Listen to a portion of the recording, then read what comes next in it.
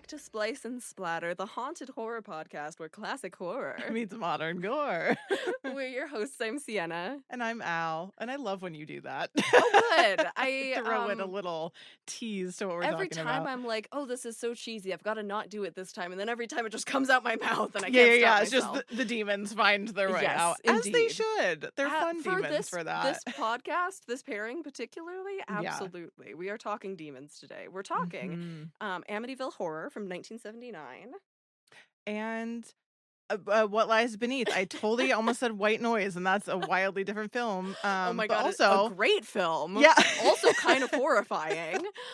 Truly. And nobody knew that this is the movie that I was covering because we left everyone on a cliffhanger But last what a good week. choice it was. And then there was it was literally on a live streaming that I've talked about in the podcast. I've been having those on, and it was on, and I was like, no way, that's the movie. That's the movie. So perfect. They really do have so much in common, and also you were specifically asking for a haunted house horror movie that felt summery, and my god, did you hit the nail on the head.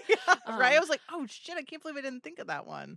I also managed somehow to not know until the closing credits of your film that it's a Bob Zemeckis movie, even though I just covered a Bob Zemeckis Yeah, film. I know. And I totally forgot it was him too. It feels I had like a Shyamalan jump to me. scare. Yeah. Yeah, it's one of those ones that feels like so different, obviously very different than anything he's done before. Yeah. Although then again, I feel like part of his whole thing is that every film feels like not That is his whole thing. Yeah. the thing that he's done before. Genre jumping. Yeah, Absolutely. He's a genre jumper. It feels, I always forget that it's not Shyamalan. Because it does feel like a Shyamalan movie. Yeah, it really does. Or even like a super early Christopher Nolan I could see, but like a little bit worse, but in a fun way. Yeah, like for sure. Like in a complimentary way. Yeah. Absolutely. So funny.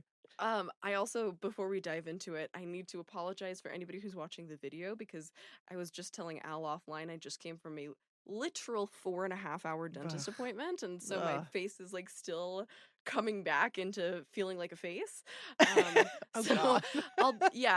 You'll like see me becoming like possessed on one half of my face over the course of the episode as it comes back into life. Your eyes roll in the back of your head. A different voice comes out.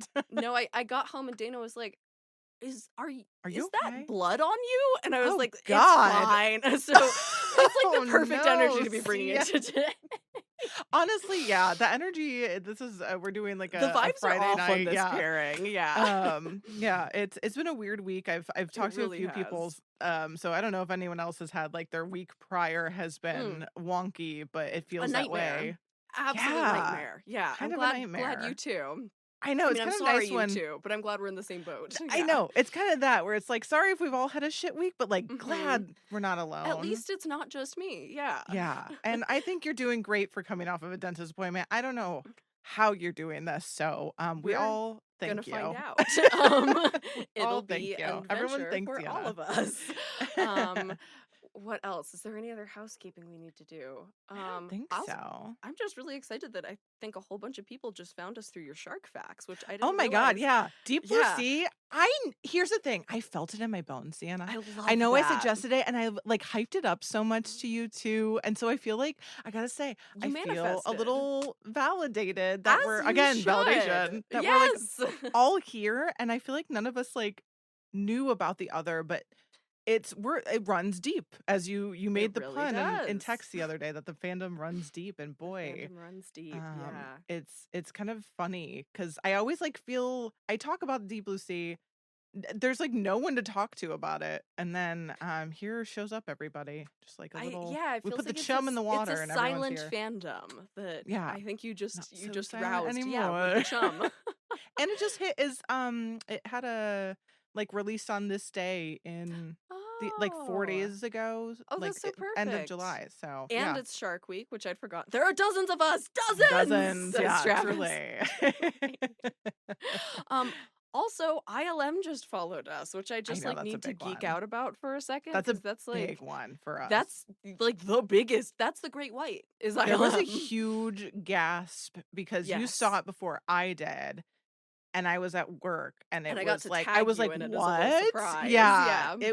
I was like, "No," as much as I think every episode we talk about ILM No, because they do literally. the best work If it's in the good, field. it's ILM. Yeah. Yeah, so that was huge. It's Mhm. yeah, I'm never letting them go. Sponsor us. Do they sponsor people? They should. Oh my god. They Us.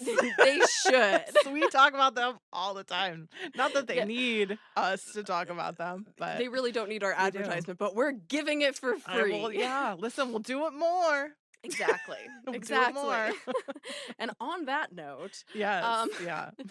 do you have a tidbit for this episode? Ooh, I don't know if I have one related. Let me No, triple take your time. check. While you check, I'll give you Do mine is like you? super brief and also Okay. it was another one where like I couldn't verify it, so I put it here as the tidbit, but it's Yeah. also it is a connection between our films, which is that Oh. I again was not able to confirm this, but according to IMDb at least, which again, sometimes I trust it, sometimes I don't. Yeah.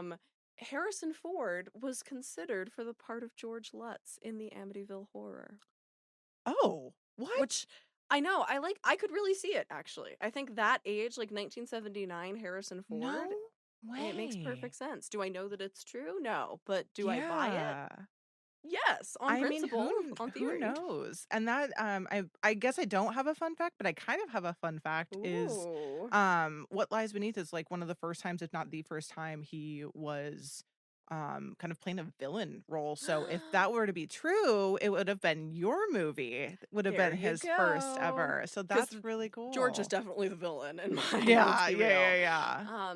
That also like well, I'll get to my thoughts on yours when we get to yours. I want to save that. But Yeah. definitely I felt like the idea of casting Harrison Ford in that part really does play it into making the twist as powerful as possible because Mhm.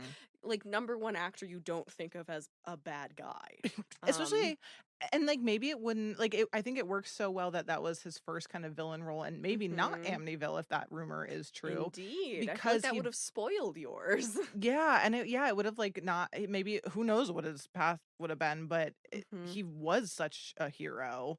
Indiana Jones, fucking Star Indeed. Wars, like, Jesus Christ. Yes. So it that would have been really interesting, and he might have not been cast in mine if that Mhm. is would have been his first kind of like villain role. So put a pin in that because we will Love. I'll mention the movie that he's like kind of an anti I think everyone knows it. I can't Ah, remember it. It's cool. a really popular movie that I'm blanking on.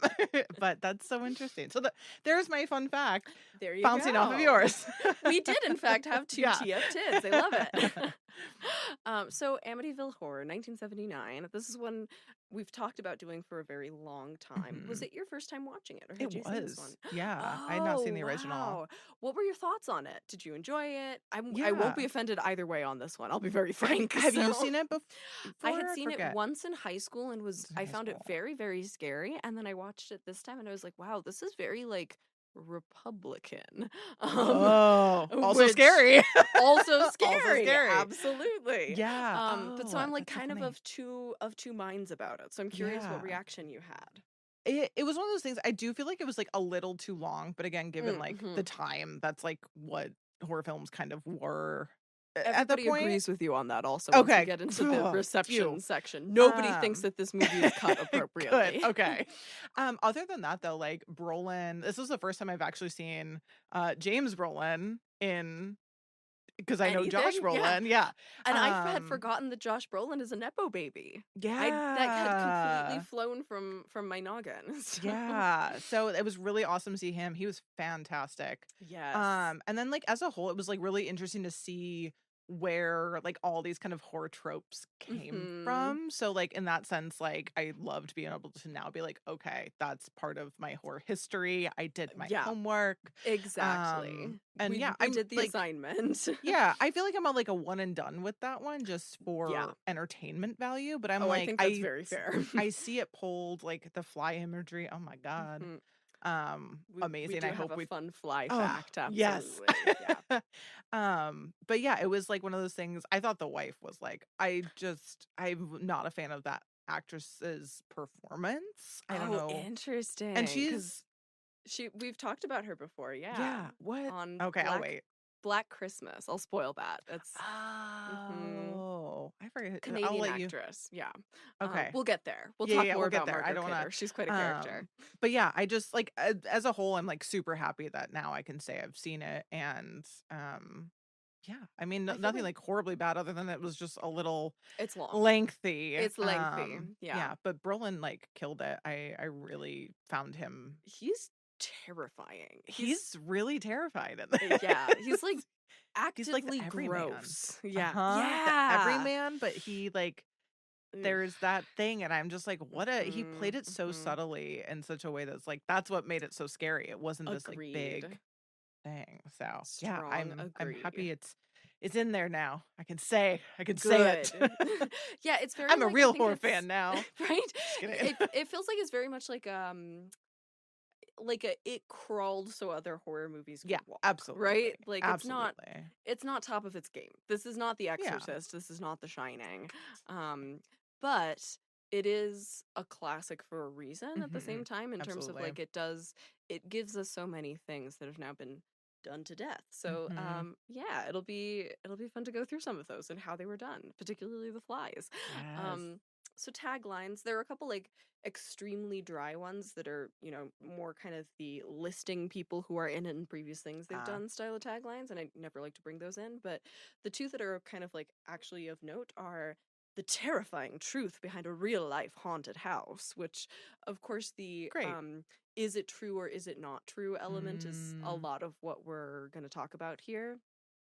And more famously, for God's sake, get out.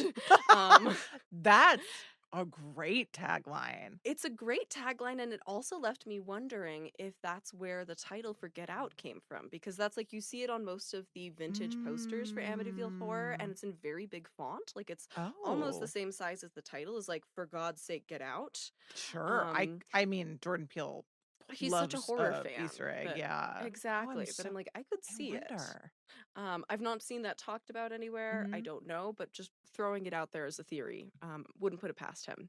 Mhm. So this is directed by Stuart Rosenberg. Ooh, Jordan Peele credited it as from an Eddie Murphy bit when he was talking about Amityville. Oh, And I think I when he might have was said talking about that. Amityville. Oh my Oh god, so wait. it is Oh, about Amityville. did I mention Thank that you, in our Get Out episode? Travis. Yeah. Okay. So Oh, that's so cool. Yeah, we both just is completely everyone forgot shaking that. their head listening to this like you guys fucking Probably. talked about this?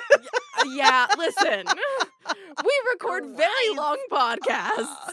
That was like a year Oh, ago at this point, so honestly, it was like 3 it's months like ago, but yeah. it feels like a year. Haven't heard that name in Oh. ages. Oh my god. Listen, time's not real. Truly. It's I'm bleeding. It's fine. Well, we're all fine. Yeah. Yeah. Okay. Yeah. So, directed by Stuart Rosenberg, who actually I did not recognize his name, but he's most famous for Cool Hand Luke, which is, you know, a classic. Oh, yeah. He also made Voyage of the Damned, The Drowning Pool, The Defenders, and Question 7, and he also directed a handful of Alfred Hitchcock Presents episodes, which I Oh, feel like we cool. get a lot of, A particularly lot. films from this period, like the 60s through 80s. You see a lot of folks who ran through the Alfred Hitchcock Presents roster. Absolutely. Screenplays by Sanders Stern, who was mainly a like TV movie writer director. He wrote and directed episodes of The Mod Squad, Serpico, Doc Elliott, Red Alert. But the screenplay is based on a book, which is by Jay Anson, who himself has kind of an interesting background that I think is important to keep in mind as we're talking about this, like how much of it is true question. Mm-hmm. Because Jay Anson, who wrote this book that purports to be about this completely true series of events, hi Feels like Theodore, I have words about this. she does not agree that it's completely true. And it, even though he was not the one who wrote the screenplay, he actually had a background in film where if you go to Mm. his IMDb, he'd done these scripts for a whole lot of making of shorts, Oh, like wow. essentially the 60s versions of like featurettes that we'd get on a DVD. That's really cool. So he definitely was in this world of telling stories that are supposed to be true but are heightened. Mm-hmm. So not his first brush with Hollywood also. And in turn, Anson's book is based on the stories of George and Kathy Lutz, who are real people who we will talk about more shortly. James Brolin, as we were just discussing, is George Lutz. He is, which I also did not remember that I'd seen him in anything before, but he's in the original Westworld, which I love. Oh, yeah. And I think there could be an argument for talking about that on the podcast at I some love point. Westworld. Yeah. I Ooh, like the show, I should haven't say. watched the show, but the like 70s movie is really interesting, and I could see an argument for it being horror. So he's also in Traffic, Capricorn 1, My Beloved Gas Food Lodging, which I also forgot he was in. Yeah, you always talk about that. I Funny. always talk about Gas Food Lodging, but let's be real, I'm mainly thinking about Fairuza Balk in Gas Food Lodging. Like, all the men are on the as we should be, yeah. as we all should be at all times, regardless of whether or not she's in she's movie. amazing. He's also in Life in Pieces, and most recently, he's playing Cap Fuller in Ransom Canyon, which is a New Mexico-based production. I think it just got renewed for another season, too. And of course, Josh Brolin's dad, Nepo Daddy. And, which I'm curious about that, how we think about Nepo babies working in reverse, where, like, the son is much more famous than the father. It kind of reminds me of, like, a Robert Downey Jr., Robert Downey Sr. situation. Anyway, that's a sidetrack. But we have Margot Kidder, as we said, back again as Kathy Lutz. In addition to Black Christmas, she's mostly known as Lois Lane in the 80s Superman, which this was right around that same time, too. And she's also the titular twins in Brian De Palma's Sisters, which unsurprisingly I love because it's twin horror. And another one that I want to cover at some point down the line, if there's enough info about it. We also have Rod Steiger as Father Delaney. He's a legend in the business who was in On the Waterfront, In the Heat of the Night, which he won an Oscar for, The Pawnbroker, which I love, End of Days, Lion of the Desert, Dr. Zhivago, Mars Attacks, and Oklahoma. So, like, just the full spectrum the hits, of the 20th century filmmaking experience. And then running very quickly through the rest of the cast, we have Don Stroud as Father Bolin. He's in Django Unchained, License to Kill, Buddy Holly Story, Mrs. Columbo, and Ironside. Did not know Mrs. Columbo was a thing. Me either. Murray Hamilton is Father Ryan. He's the mayor in Jaws and Jaws 2. Which, I did not realize that the mayor from Jaws is in this. The way that mayor is just, that actor as that mayor is just so ingrained in my, like, I just see him immediately. It's really one of those parts where, like, he'll never be anybody else. No. Yeah. I honestly paid no attention to him in this movie because I'm just like, oh yeah, I can't say. Wandering through this. Other things he's been in, though, include The Graduate, Anatomy of a Murder, and The Drowning Pool, which was also directed by Stuart Rosenberg, so he'd worked with this director before. We have John Larch as Father Nuncio. He's in Dirty Harry, Dallas, Dynasty, Play Misty for Me, Written on the Wind, and Airplane 2. Natasha Ryan is Amy, one of the kids. She's also Hope in Days of Our Lives. Casey Martell is Greg, another one of the kids. He's best known as, I think, a character also named Greg from E.T. He's one of the E.T. kids, and also played Eddie Munster in The Munster's Revenge. Mino Peluce as Matt. He's Tanner in the Bad News Bears TV series and Jeffrey in Voyagers. And a little shout out to Helen Shaver as Carolyn, who's also Rachel in Poltergeist: The Legacy, Grace Downs, Nancy's mom, in The Craft, and Vivian in the lesbian classic Desert Hearts. Funny. So we had two Craft adjacent performers who also played opposite Fairuza Balk, but are not Fairuza. Sad. How dare they? I know, literally. Get on that shit. Become Be Fairuza. Be Fairuza. That would be a great bumper sticker. Yeah. More Fairuza Balks, please. More Fairuza Balks. Be Fairuza. And this film, I talk so little about producers, and I usually talk even less about executive producers because they're typically just the money people most of the time. But in this case, we have to, because this is executive produced by Samuel Arkoff of American International Pictures, AIP, which, he's, so Arkoff is this legendary B-movie producer. He worked a lot with Roger Corman, who was at AIP, produced a lot of classic cult horror. So some of the films he made happen, I Was a Teenage Werewolf, Blackula, Witchfinder General, The Abominable Dr. Phoebes, and Oh, I know. And like all of the Vincent Price, Edgar Allan Poe adaptations, like The Raven, The Pit and the Pendulum, that's all him. Of course. I know. Like that's what I think of when I think of Samuel Arkoff as like The Pit and the Pendulum. He also did the 1970 Wuthering Heights, the Pam Grier classic Coffee, which I just found out that Pam Grier is coming to this year's fifth, the Santa Fe International Film Festival. Oh my God. And I'm dying to get to meet Oh yeah, her, oh God, I love her. She's so amazing. Friend of the podcast, Devin, just got an album of Coffee, the soundtrack of Coffee, to try and get her to sign it. Oh yeah, sick. Must. And Samuel Arkoff also produced this whole line of sleeves that I had to bring in some of the titles from because it was just too funny to pass up. Yes, please. So yes, he did. Please. Yes, sleeves. Another bumper sticker. Okay, we have The Bikini Beach. Count them down. 1.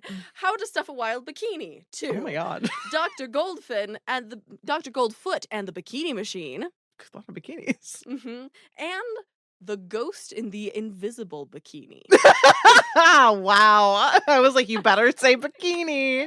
Listen, they're all bikinis. The Ghost in the Invisible Bikini. I really is want to quite watch hilarious. That now. Yeah, I'm like, I desperately need to know what genre that is. We got to do some like real not to get sidetracked, but like putting a pin. Everyone bully because I want to do that.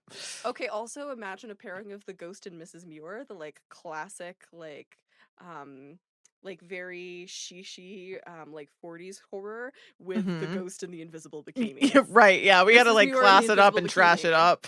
So good. So that's Samuel Arkoff. He's quite a fun guy.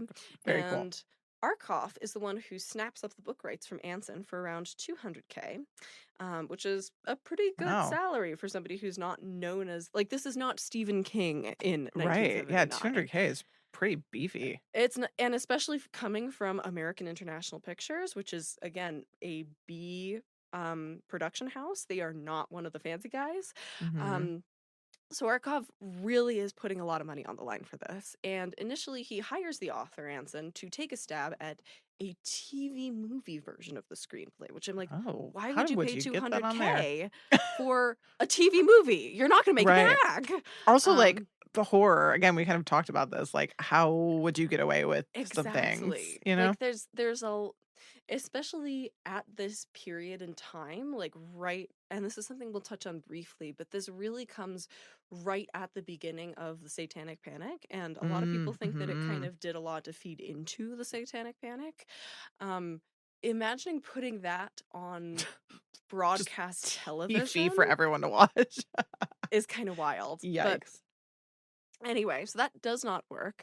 Arkoff was hoping that he'd be able to make that and sell it to CBS specifically, which I'm like, out of all the networks, I think of that as one of the more conservative ones too, at least these days. But I couldn't find a clear reason why that fell through. But actually, this is what I put in my notes is, I think primetime TV would have had a little bit of trouble with not only demons, but also particularly the context of the story being presented as these demons are real, this really happened. It's not even just The Exorcist, where it's like, here's a scary movie about demons. It's like, here's a scary movie about demons that's set in a real town with real people. Right. So it's a lot. So screenwriter Sander gets brought on to rework it as a theatrical feature, which, as we'll get to, and as I'm sure you can infer from how famous this movie is, ends up being a really good thing for AIP and for Arkoff. Moving right along into themes, approach, and history. I'm trying to keep things snappy on this one because I know there's a lot of good production and a really good film theory rant corner on this one, actually, which I want to make sure we get to, and I want to be also respectful of Al's time. But listen, we've all had a very long week. So, themes, approach, and history. I kind of divided this into sections of like what's real, what the Lutzes say is real, and then a little bit on what's just for the movie. Okay. So like what we can kind of going down the ladder of how provable things are, essentially. Yeah. So what's real is the murders, actually. The murders that happened in the house. Did you know about this? I feel like I did. Like, I feel like it's one of those ones that's been talked about, but I don't know like specifics. It feels like it's kind of like, yeah, I think I was in the same boat where I knew that there was a real Mhm. murder and I knew that it was in a real house in Amityville, but that Mhm. was kind of the extent of my Yeah, yeah. knowledge. And I didn't want to go super in depth, but even just this little encapsulation is kind of wild.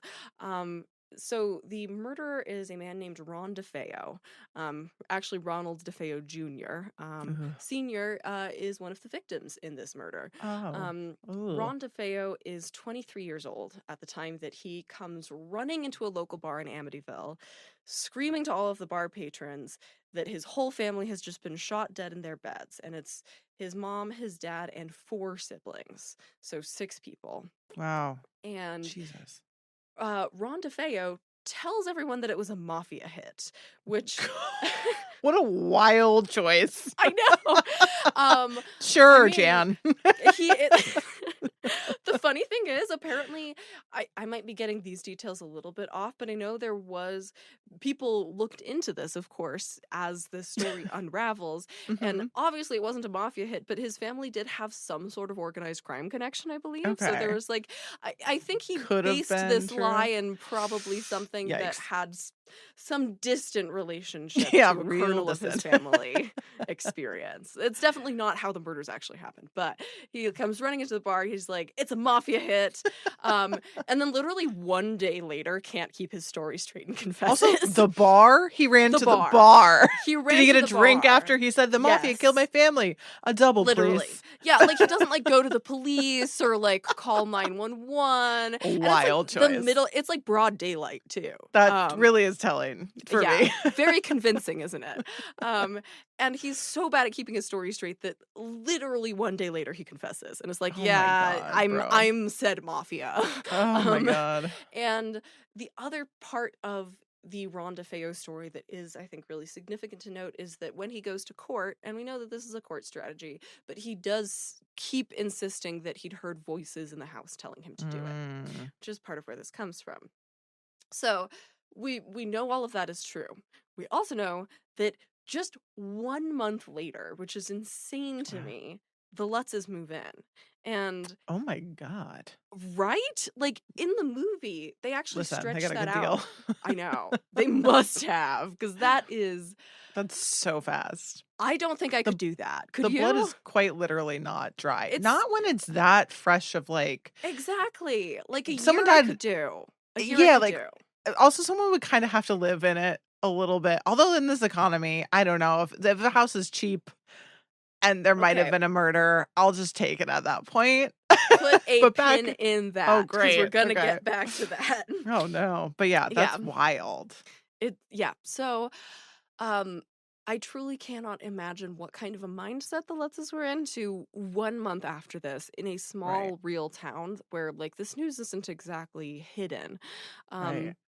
And I do think it's interesting also because normally we see the opposite thing happening with adaptations of real life stories to the movies where time frames get compressed. And Mhm. here they're like, nobody's going to believe that they moved in a month later. Let's call it a year. Um, Wild. so let's just move in. And 28 days later, they move out. That time Oh. frame does get compressed for the movie. But yeah, they're only there for 28 days, which is pretty remarkable. I also, because there's this plot bit in the movie where we learn that George Lutz, in the movie at least, James Brolin, looks kind of like the killer, or looks a lot like the killer, they tell us. I looked up photos to see how similar real life Ron DeFeo looked like real life George Lutz. And the only thing that those two have in common is a beard and like a swoopy haircut. But real life Ron DeFeo does actually look a little bit eerily like James Brolin, which I thought was worth mentioning. Yuck. Yeah, I will put pictures of that in a video for us. Now we get to what the Lutzes say is real. On that list are included the swarms of flies, the cold spots, the weird slime, which I'm I want more detail on that. What kind Yeah. of weird slime is this? The voices whispering "Get out" and the infamous glowing red-eyed pig creature. They say that all of those things are real. Sure.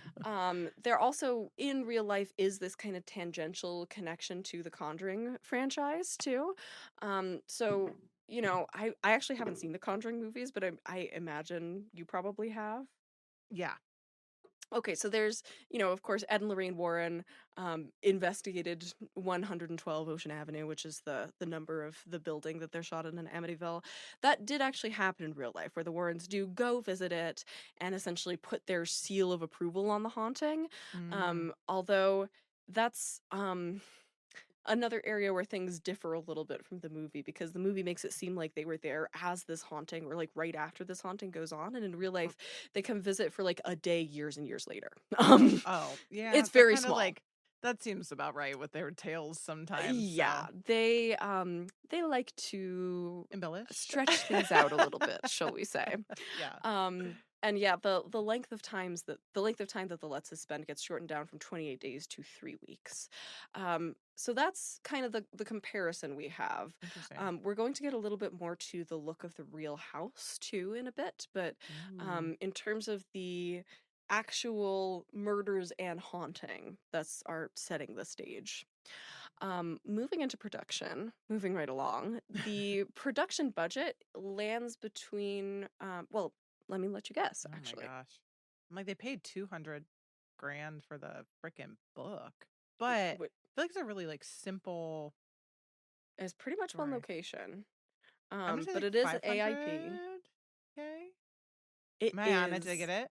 No, it's. Oh, I'm surprised because it's. I thought you were going to say it for a second when you said 5. It's 5 million.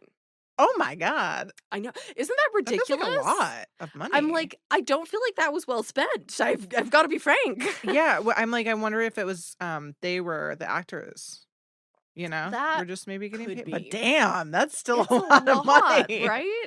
Interesting. The combination, Interesting. yeah, them spending that much on the rights alone and still thinking it's going to be a TV movie, and then spending 5 to 7 million on That's an wild. AIP picture is kind of unheard of. But again, Yeah, it that's ends up paying off for big. them.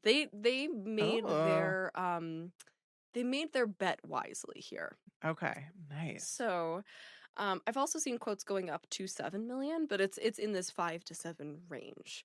Cool. So I'm being generous by putting it at Yeah.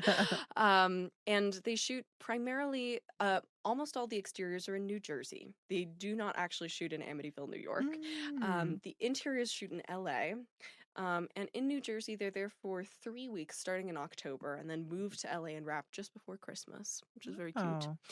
And they scouted up and down the whole East Coast looking for locations for this film. They went to Maine, they went to South I Carolina. believe it. I mean, especially, you know, I think we can all imagine why the town didn't want them there. Yeah, they're like, absolutely fucking not. Get Especially the hell because out it's of like, here.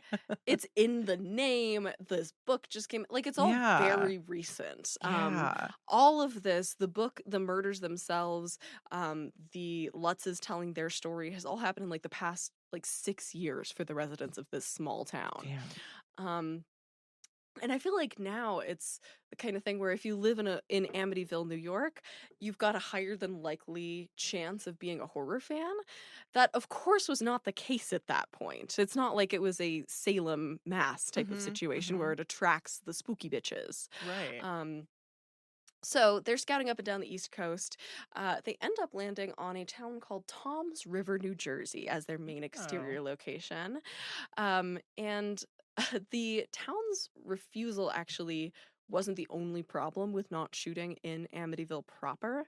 According to a contemporary article from the LA Times, the floor plan wasn't great for filming. It was kind of a little bit too tight, which, you know, if you've got cameras on dollies, you need enough room to move them around in, which is a problem with shooting in real houses. Put a pin in that for when we get to mine. Yeah, very similar. That makes sense. Yep. Things, yeah. So that was problem 1. But problem 2 was that crew members were worried about it being haunted. So they refused That's to so shoot. valid.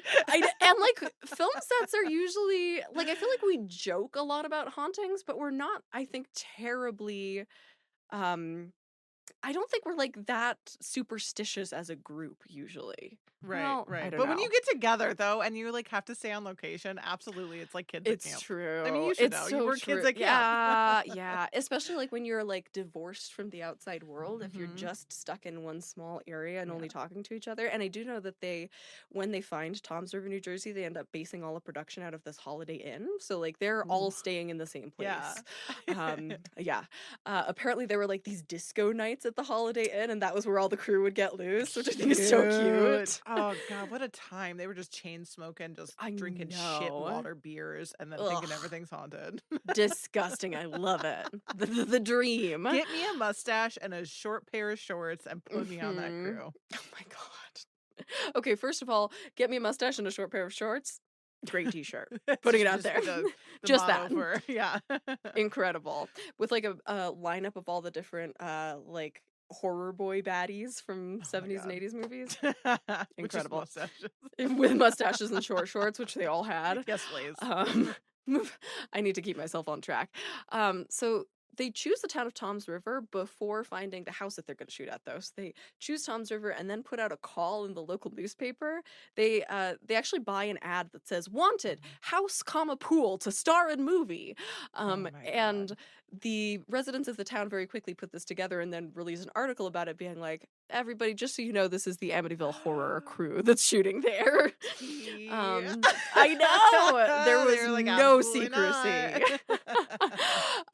Travis says we used to be a country to disco nights at the Holiday Inn. It's so true.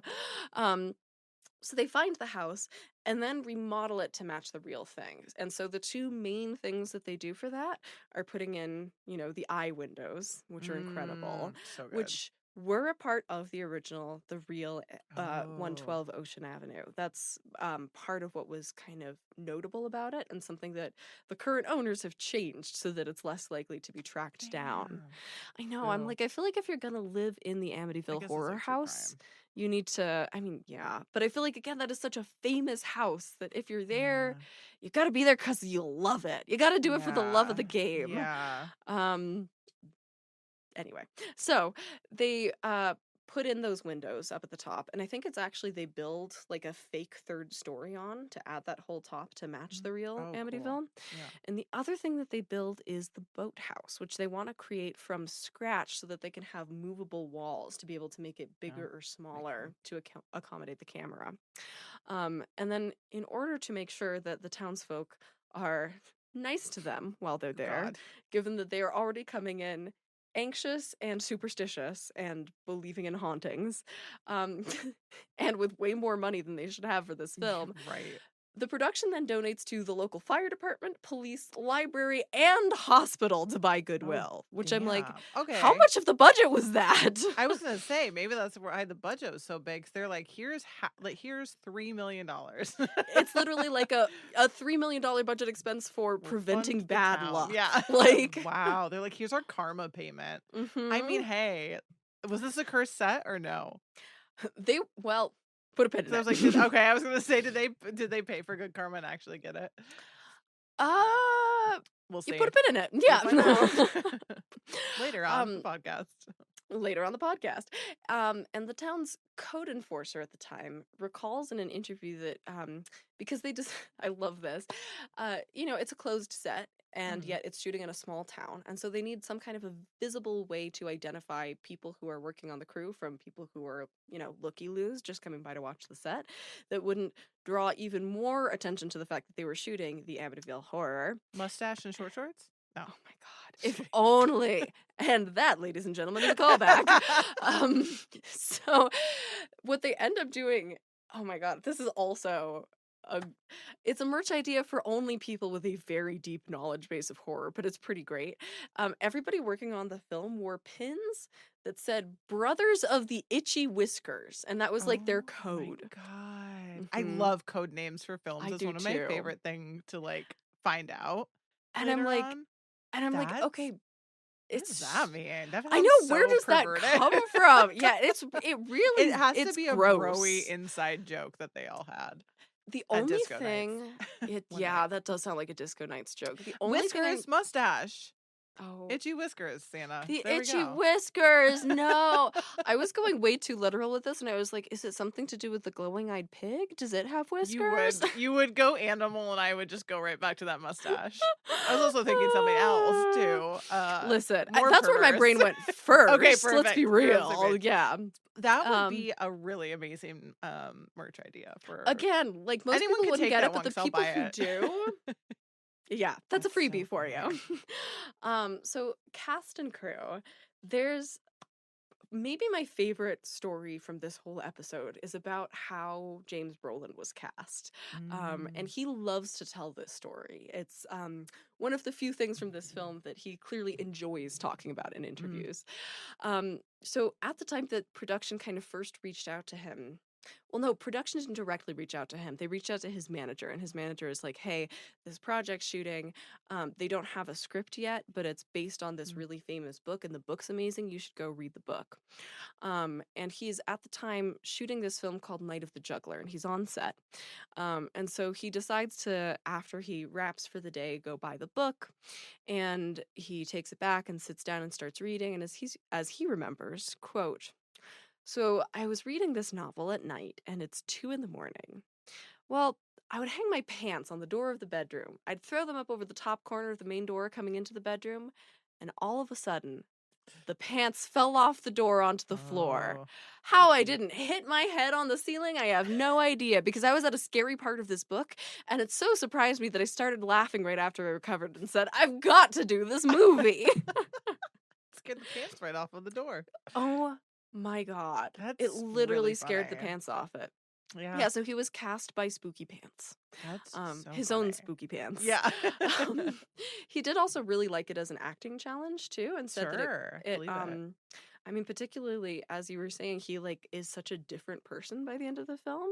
Yeah. And that's something he touched on in interviews as one of the things that attracted to him to it. He said that quote, it demands a progression of dissipation of personality. So I had to figure out how to portray a man who's losing his sanity during his obsession, which my God, he does such a good job. I was gonna say, talking about like a man, a place, a wife, like this haunting and like The Shining, obviously, and like what different, like the same, right? If you really put them black and white on paper, how similar those stories can kind of like line up in certain ways, and then like how beautifully they both portray like like the different, like what the end looks like in one and what the end performance looks like in another, and like how much more realistic Brolin's feels. Yeah, it's very upsettingly down to earth and like feels like somebody that you know, which is awful. Yeah, worse. I'm glad that you were also thinking about The Shining. I mean, it's hard not to, because in addition to, this descent into madness, him losing it at his wife, the added pressure of the kids, the haunted property, there's also the whole like being threatened by him wielding an axe bit. Like the axe also comes up too. Like there's a whole lot that and even the idea of like this ground being haunted potentially is very much something that of course the book The Shining has more than the movie, but was a very big part of the book. And the movie The Shining had not come out at this point. So I'm trying to remember. I mean, it was so long ago that I covered The Shining, but I feel like it would not surprise me if this was one that Kubrick had watched at the time when he was trying to decide how he was going to do a moneymaker next. If he saw what he would happened never with admit to watching it anyways, and exactly using anything as a reference. He's Kubrick. He has no references. Yeah, truly. He is the reference. That's his. I feel like that's his motto. Pretty much. You reference me. I don't reference anything. Exactly. It also reminds me very much like Sinister. I think would have been like along the lines of a really like similar, and again very down to earth performance by Ethan Hawke too. I think that's one of the ones that we went through as possibilities before landing on. Yeah, it feels like fall though. It does. I'm glad you saved it. Yeah. I haven't watched Sinister in so long, but I feel like I might like it better than I liked this. But anyway, so that's kind of Brolin's casting stories. Margot, on the other hand, is very open that she took the project for 2 reasons. One was money, Sure. And She should. and 2 is that she found horror films especially fun to make because they make her laugh. Listen, one of us. I know. No, she's cathartic. She's goofy. She is a goofy lady. Lives up to the last name Kidder for sure. Um, and she says that, quote, like when you're doing horror, you're on that edge of serious camp all the time, which what a great Love description. That idea of like you're constantly walking this tightrope. I think that Susan Sontag would enjoy that. Um, and neither Brolin nor Kidder really believed the Lutz's story, according to interviews from Oh, 2005, interesting. which I love that they're both open about this too, Yeah. that they've gone on the record and been like, listen, who are we kidding? Yeah, funny. And Interesting Kidder, place yeah, on that. usually actors are a little bit more hesitant to do that. Kidder says, quote, I think George Lutz probably was, how can I say this diplomatically? Highly suggestible. Oh, And God. then the writer embellished it further and made a lot of money. You know, there's a certain type of overly religious American. They're not rocket scientists, let's put it that way. Oh my God. Not the sort of person I would normally spend a lot of time with. I don't understand them.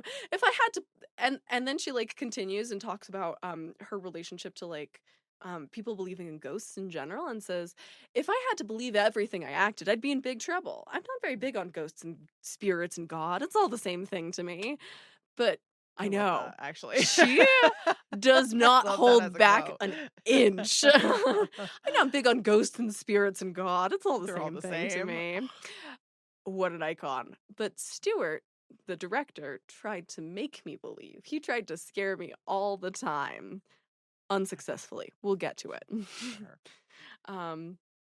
Brolin, for his part, because he did a whole lot of interviews of George Lutz and the other people in the family, noted in retrospect that anytime he would ask anybody from the Lutz family, whether it was George or, oh my gosh, I'm forgetting the wife's name, but whether it was either of them or the kids, any kind of a question about their experiences, they would answer right away rather than considering it. And he was like, it seemed like they were coached in what to say. Which that could make you feel a certain way too. That's like it's an interesting observation, because I'm not sure that I would have automatically read that as lying if I were in his shoes. But he picked up a vibe. And Margot says that there was somebody on set who did believe all of this going on, besides the superstitious crew. And that's Rod Steiger, who took the Lutz's story super seriously. He's the one playing the priest. And for him, it was kind of this interesting comeback moment, because he's, again, this hugely famous actor, Oscar winning, but he'd had open heart surgery not long before this shot. Damn. And because of that, the insurance costs to hire Rod Steiger as a performer at this point were so high that his career had stalled, because nobody wanted to take that risk on him. Oh, it's sad. So sad, especially because, again, he's a brilliant performer. And he said in an interview from the time that, quote, this is my last maneuver in letting Hollywood know that I'm in good shape physically. That's really sad. That actually makes me really upset. I know. But it does launch his comeback, and he goes on to act in many more things. So it works the way he wants it to. But I guess this is another place where that budget ballooned, was casting Rod Steiger and taking on the additional insurance costs. It's all starting to make sense now. The picture is becoming clearer. The eyes of the house are starting to glow. The townspeople of Toms River, New Jersey, were extremely excited to have Brolin there. They kept like bringing him gifts on set. They'd be like, James, do you want a cocoa? Bras. James, do you want to come to my house? And I believe it. There's feral women in that town that literally in the 70s. They see a man in short shorts and a mustache. They go wild. Listen, they're members of the Itchy Whiskers Club. Someone open a fucking strip club in that town called Itchy Whiskers. My God. I mean, I don't know how many people you would get with that name, but like just us. Just us, but we're regulars. That's Theo agrees. Theo's like, excuse me, I'm a regular. Member of the Whisker. Member of the Whiskers Club. Itchy Whiskers Club. Aw, Theodore. She's actually scratching her whiskers right now. That's really funny. There's a quote from That's so Brolin in an funny. interview from the time where he says, "One woman invited me to dinner with her husband and children, but added, 'Unless you'd rather they not be there.'" I hope she's doing so well right I now. know! You get it, girl. The boldness, I love it. I live for it. That's Um, incredible, and I'm so not surprised. He was, like he's yeah. so handsome. Oh, absolutely. But Especially at also the so time looking funny like that. once you've seen the film and know how horrible he's being in the movie to think of Oh, all yeah, these all the women, like, women throwing after themselves. Yeah. were like, "Never mind." I take it back. Yeah, My just kidding, my dinner husband's invitation without my husband is retroactively yeah, rescinded. He has to be there now. right, my husband's um, not so bad after all. yeah. Can I take my cocoa cup back now, Mhm. please? um, he also, and I thought you and Travis would probably particularly enjoy this. One of the things that he had to learn for this, actors love an opportunity to Mhm. learn a new skill or They have a challenge do. like that. And so he had a local teach him axe throwing. Um, That's sick. it's so Yeah. cool. And he would practice in the backyard, but he didn't quite get the hang of it in time. And so his teacher ended up being the one who did the stunt. It's not him throwing the axe. Damn! I Well, know. he can't be good at everything. Listen, he tried. That's what counts. I really like the mental image of him being terrible at throwing an axe, though, and that Right? would That have kinda been makes you really feel funny better. in the film. Yeah. Wouldn't have worked for the plot beat, but imagine if No. he's like, eh. Yeah, just doesn't make it there. um, the two leads, though, Kidder and Brolin, Mhm. even though they agreed on this whole thing being a crock of bullshit, essentially, they did not agree on their working style, and so there was a ton of tension on set, Uh-oh. um, because Kidder at the time. They both did interviews in 2005, separate interviews in 2005 for a new DVD release. And she kind of looked back on it and said that she, at that point in her life, saw herself as a member of the new Hollywood and Brolin as a member of the old Hollywood. And what she meant by that was that she liked to improvise and discover in the moment and Oh. do things a little bit different each take and not know exactly how she's going to go into one. And Brolin liked to research really carefully. He would write like multiple page backstories for every character he Mm. played and wanted every take to be the same and did all of these interviews of George. And so they got on set and started working together and just annoyed the hell out of each other. Damn. Which is so That's funny. It's perfect, reminding me, though. I know, it's exactly what you want for these two characters. And it's funny because it reminds me of, I think it was John Cusack and Samuel L. Jackson in 1408, who also were like, we had exact opposite acting styles, but it was really Yeah. fun. Yeah, And yeah. boy, was that not their experience Yeah. here. Damn, that sucks. Which again, perfect for the roles. They genuinely Mhm. hated each other. It's great. Um, but looking back on it, they're both actually really harsh on their own performances. Brolin especially, his part where he's like, "I'm coming apart, mother of God, I'm coming Yeah. apart." Yeah. He's like cited that in interviews as being he thinks like some of the worst acting of his career. Um, Oh. which like it's not great, but also I've Yeah. seen so much worse. Like it's not Yeah. In it the context of it, it fits, I it feel like. does. Yeah, So, it's of a of the piece time. with the vibes of the whole film, I Yeah. think.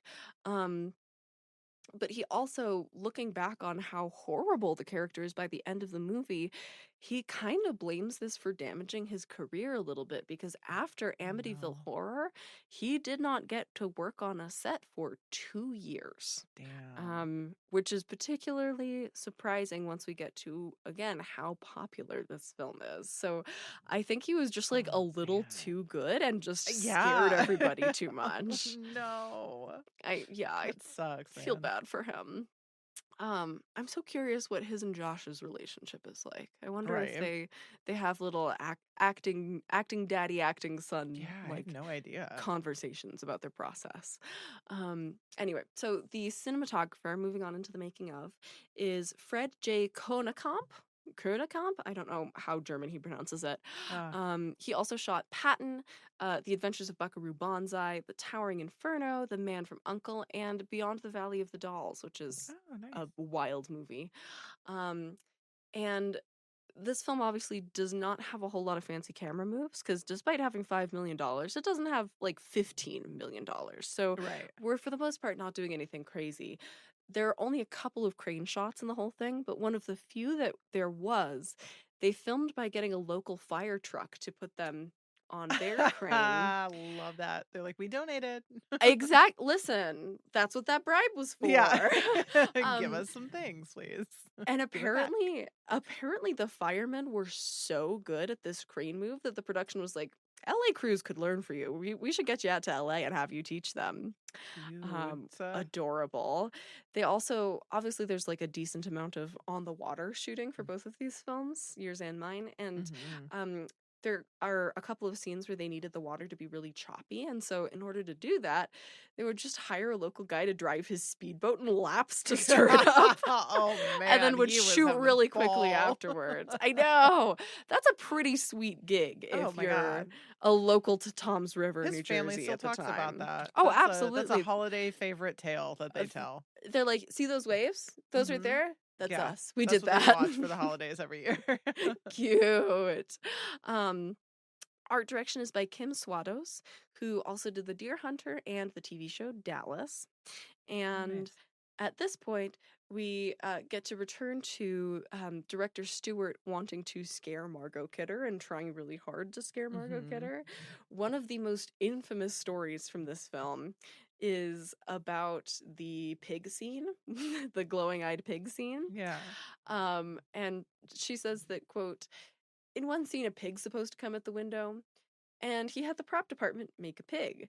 It was a bright orange pig, like a stuffed animal with plastic eyes, and he would put it up at the window to scare me, but every time I saw it, I just laughed. Yeah. Which, I love that he thought that a bright orange stuffed animal would be enough to scare this bitch. I was like, real pigs, I love pigs. However, if you fall in and die, they just eat you. They'll eat you alive. Oh, yeah. And also, they're so smart. I'm like, oh, yeah, they're super smart. They're like smarter than dogs. I think they're supposed to be like equal. I'm pretty sure. Little tricks and stuff. But they also will eat you. Yeah, and like I feel like if they had opposable thumbs, they'd be ruling us. Like we would be the ones in the slop trough. Yeah, as we deserve. As we should. That's yeah. Wild of him to. He's like, I'm gonna scare you, but not too much. Stuffed pig. Yeah. Ooh. She's like, okay. Yeah. You're scaring me more than that is. She's like, this is why horror sets are so fun. Yeah. She also has a really funny piece of advice for horror directors about scheduling, where she says, quote, I remember tromping through muck and ooze and having blood all over us and being very cold. You want to do your blood and ooze shots on warmer days. Cold ooze running down your legs? Very unattractive feeling. I mean, fair. Is she wrong? She's not wrong. Cold ooze running down your legs? Yuck. Very unattractive. I love her so much. Special effects are by Del Reume. It's Rheaume. I am so not good at this anyways. I'm sorry, y'all. I think it's French. I have no idea on that one. Anyway, Del also worked on, we've talked about his work before, because he did the 1978 version of Invasion of the Body Snatchers, which has incredible special effects. Yeah, no shit. He also did Blood Beach, and he was the one responsible for the extraterrestrial masks for Close Encounters of the Third Kind. I love that movie so much. The man knows his way around an alien build. Yeah, cool. Between that and Body Snatchers. Damn. And probably the most famous effects story from this set is also the absolute simplest, which is about the flies. Yeah. I think there's a story from, I can't remember if it's Josh Brolin, or not Josh, James Brolin. I'm pretty sure it's him. But there's a story from somebody on set who wasn't in that scene, walking by and seeing these flies land on him. And at first thinking that they must have like smeared him in shit. And then they asked about it later and found out that it was sugar. They just basted him in sugar water. Just like simple syrup. Just simple syrup. Yeah, they made him into a little cocktail. A little for my coffee, a little for me. Yuck. Oh my god, being sticky and covered in flies. I know. We have so many flies out around because we leave our patio open for the dogs to go in and out. Oh my god. The way I am just like screaming constantly at these getting these flies out when I close. I look like a psychopath for anyone driving by, just waving and getting them out. I can't imagine. I don't know if I love it for me, but having sticky flies, It was great. I love that. I don't know. It's I such a loved wonderfully that. simple effect, but it's also like Yeah. he looks so sweaty, and that's what kills me is like how much of Yeah. it is the sugar and how much is sweat? And if so, do you have Both. like sweat dripping on top of this sticky Ugh. sugar? Like, It truly sounds like my nightmare. it really does. It really, and again, you got to do that stuff not on your cold days. So it sounds like maybe they did Yeah. that for him and shot it Yeah, on on the hot a day day. that was Yeah. too warm. So he can be attractive about it. Ugh, you've got to balance out the temperature of your blood and ooze days. It's very important. um, and for another really fun special effects story, the Red Room, where George looks Mhm. in and sees Ron DeFeo looking back, looking just like him. Because of the way they wanted to shoot it, where you have both of them in the frame at the same time, doing a superimposition of Brolin would have been doable, but it would have been tricky. And so, to make it a little bit simpler, James Brolin is like, I got an idea. I have a brother who looks just like me. Put a fake beard on him and get his ass in there. So it is Oh, James Brolin's funny. brother, Josh's Ah, uncle, the who's Brolin playing Ron Bros. DeFeo in the Red What? Room there. I love that. Wasn't that That's really cute? cool. Um, Yeah. and the composer is Lalo Schifrin, sorry, who's a very big deal. He's probably best known as the guy who composed the theme music for Mission Impossible. Oh, Um, damn. yeah, so quite a pedigree. He also did the soundtracks for Rush Hour, Voyage of the Damned, Cool Hand Luke, so he'd worked with this director Oh, nice. before, THX 1138, and also my mentor's movie, The President's Analyst, which I never thought I'd have a chance to shout out on this podcast. Really cool. Very underseen political comedy, if y'all want one of those. He also, we've talked about him once before on the podcast, but it was, I believe, our second episode ever, because he's the one who did the unused score for The Exorcist. Funny. Oh, wow. Remember there was that Damn. whole thing of there was this unused score and then he found Tubular Bells and was like, "Oh, I've got it figured out." Yes. This is the guy who Wow. composed that score, and there were Funny. very long-running rumors that this is the unused Exorcist score. But since then, pieces of that score have been released and it is different, and Schifrin also Yeah. categorically denies it. So that's not true. But Funny. you can understand where the rumor comes from because clearly this film is very influenced by The Exorcist, and if you know that it's the guy who did that unused score, Yeah. you kind of have to wonder. Interesting. I also wonder, oh my gosh, now I'm blanking because I'm blanking on the score. I think it was Travis might have to help. I'm pretty sure it sounded again, I can't like hear it, but I can hear it.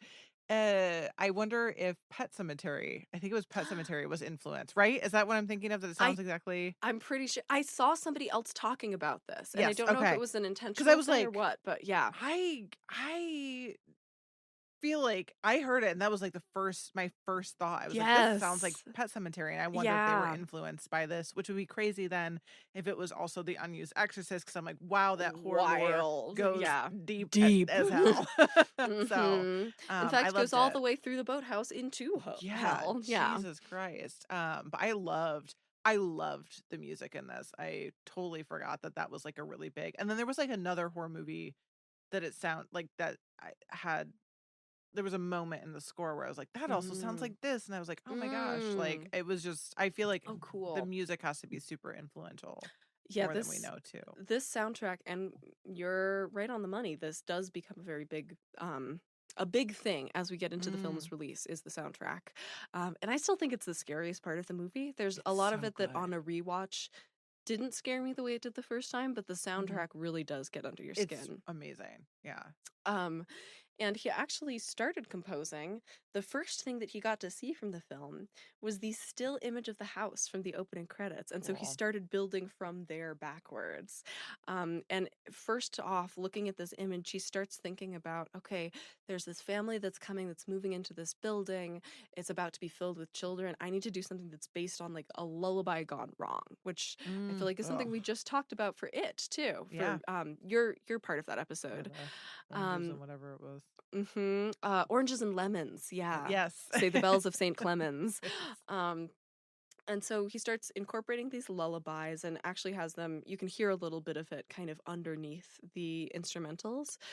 And then on top of those vocals, he layers harp Celeste violins, violas, and a whole bunch of low-pitched elements to create this kind of intense contrast between Mm.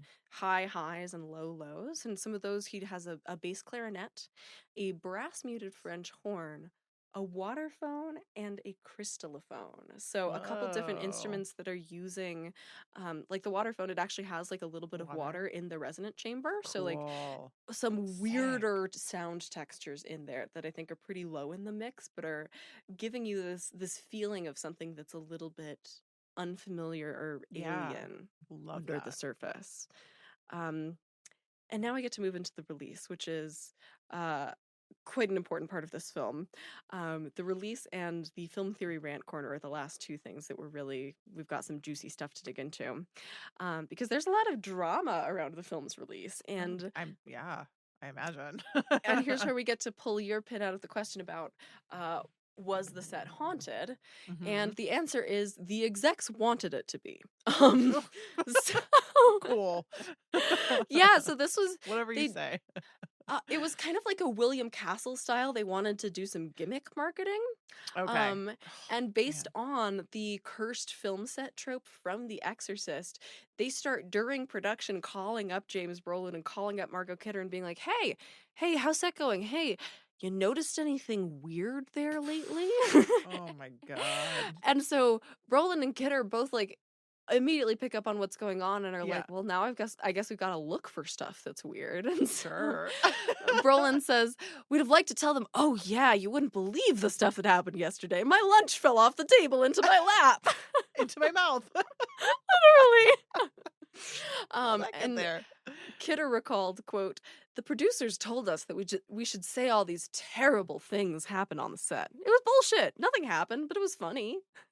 That's amazing. The way I would have absolutely been so Oh, you would have sarcastic with committed to the them. bit Yeah, so yeah, hard. Yeah. yeah. That's so funny. Making up stories left, right, and center. Absolutely. And at one point, because they start doing all of these like press tour stops building up to the film, and one of the interviewers asks Margot whether she believes all of the stories about what Mhm. happened to the Lutzes, and she's like, deer in headlights moment, turns to the Mm. writers to kind of look for what she should answer. Yeah. Because of course she doesn't believe it, but she knows she's supposed to. Yeah. And one of the writers jumps in and says, we'll never tell. Funny. Yeah, Which I because no, like, love. like, not like we No have now PR where they're training. so Yeah, PR trained that they can now go on, like, these YouTube, like, game shows, essentially. I was just talking exactly. about that. Like, they can just kind of talk because they're so PR They're trained, ready. especially Yeah. but I can't imagine then being like, "I don't know what to say," to then look at the writers, I think is really funny. It's so like that tells you the answer right Yeah. there. But especially though given how Margot's not somebody who holds back her opinion, so the fact that she even played into it that much, I That's kind of yeah. find charming, honestly, and a little bit out of character. Yeah. They also did like one of their press stunts was they had them tour Amityville and go visit the real house, Oh, and wow. which I think that's really cool. And Brolin in particular noticed two things about it that really stood out to him. And one was that he described the building as being much more condensed than the one they shot in, which again, Mm, going to that sense of sure. like it's too small to actually be able to Yeah. maneuver a camera and crew around in.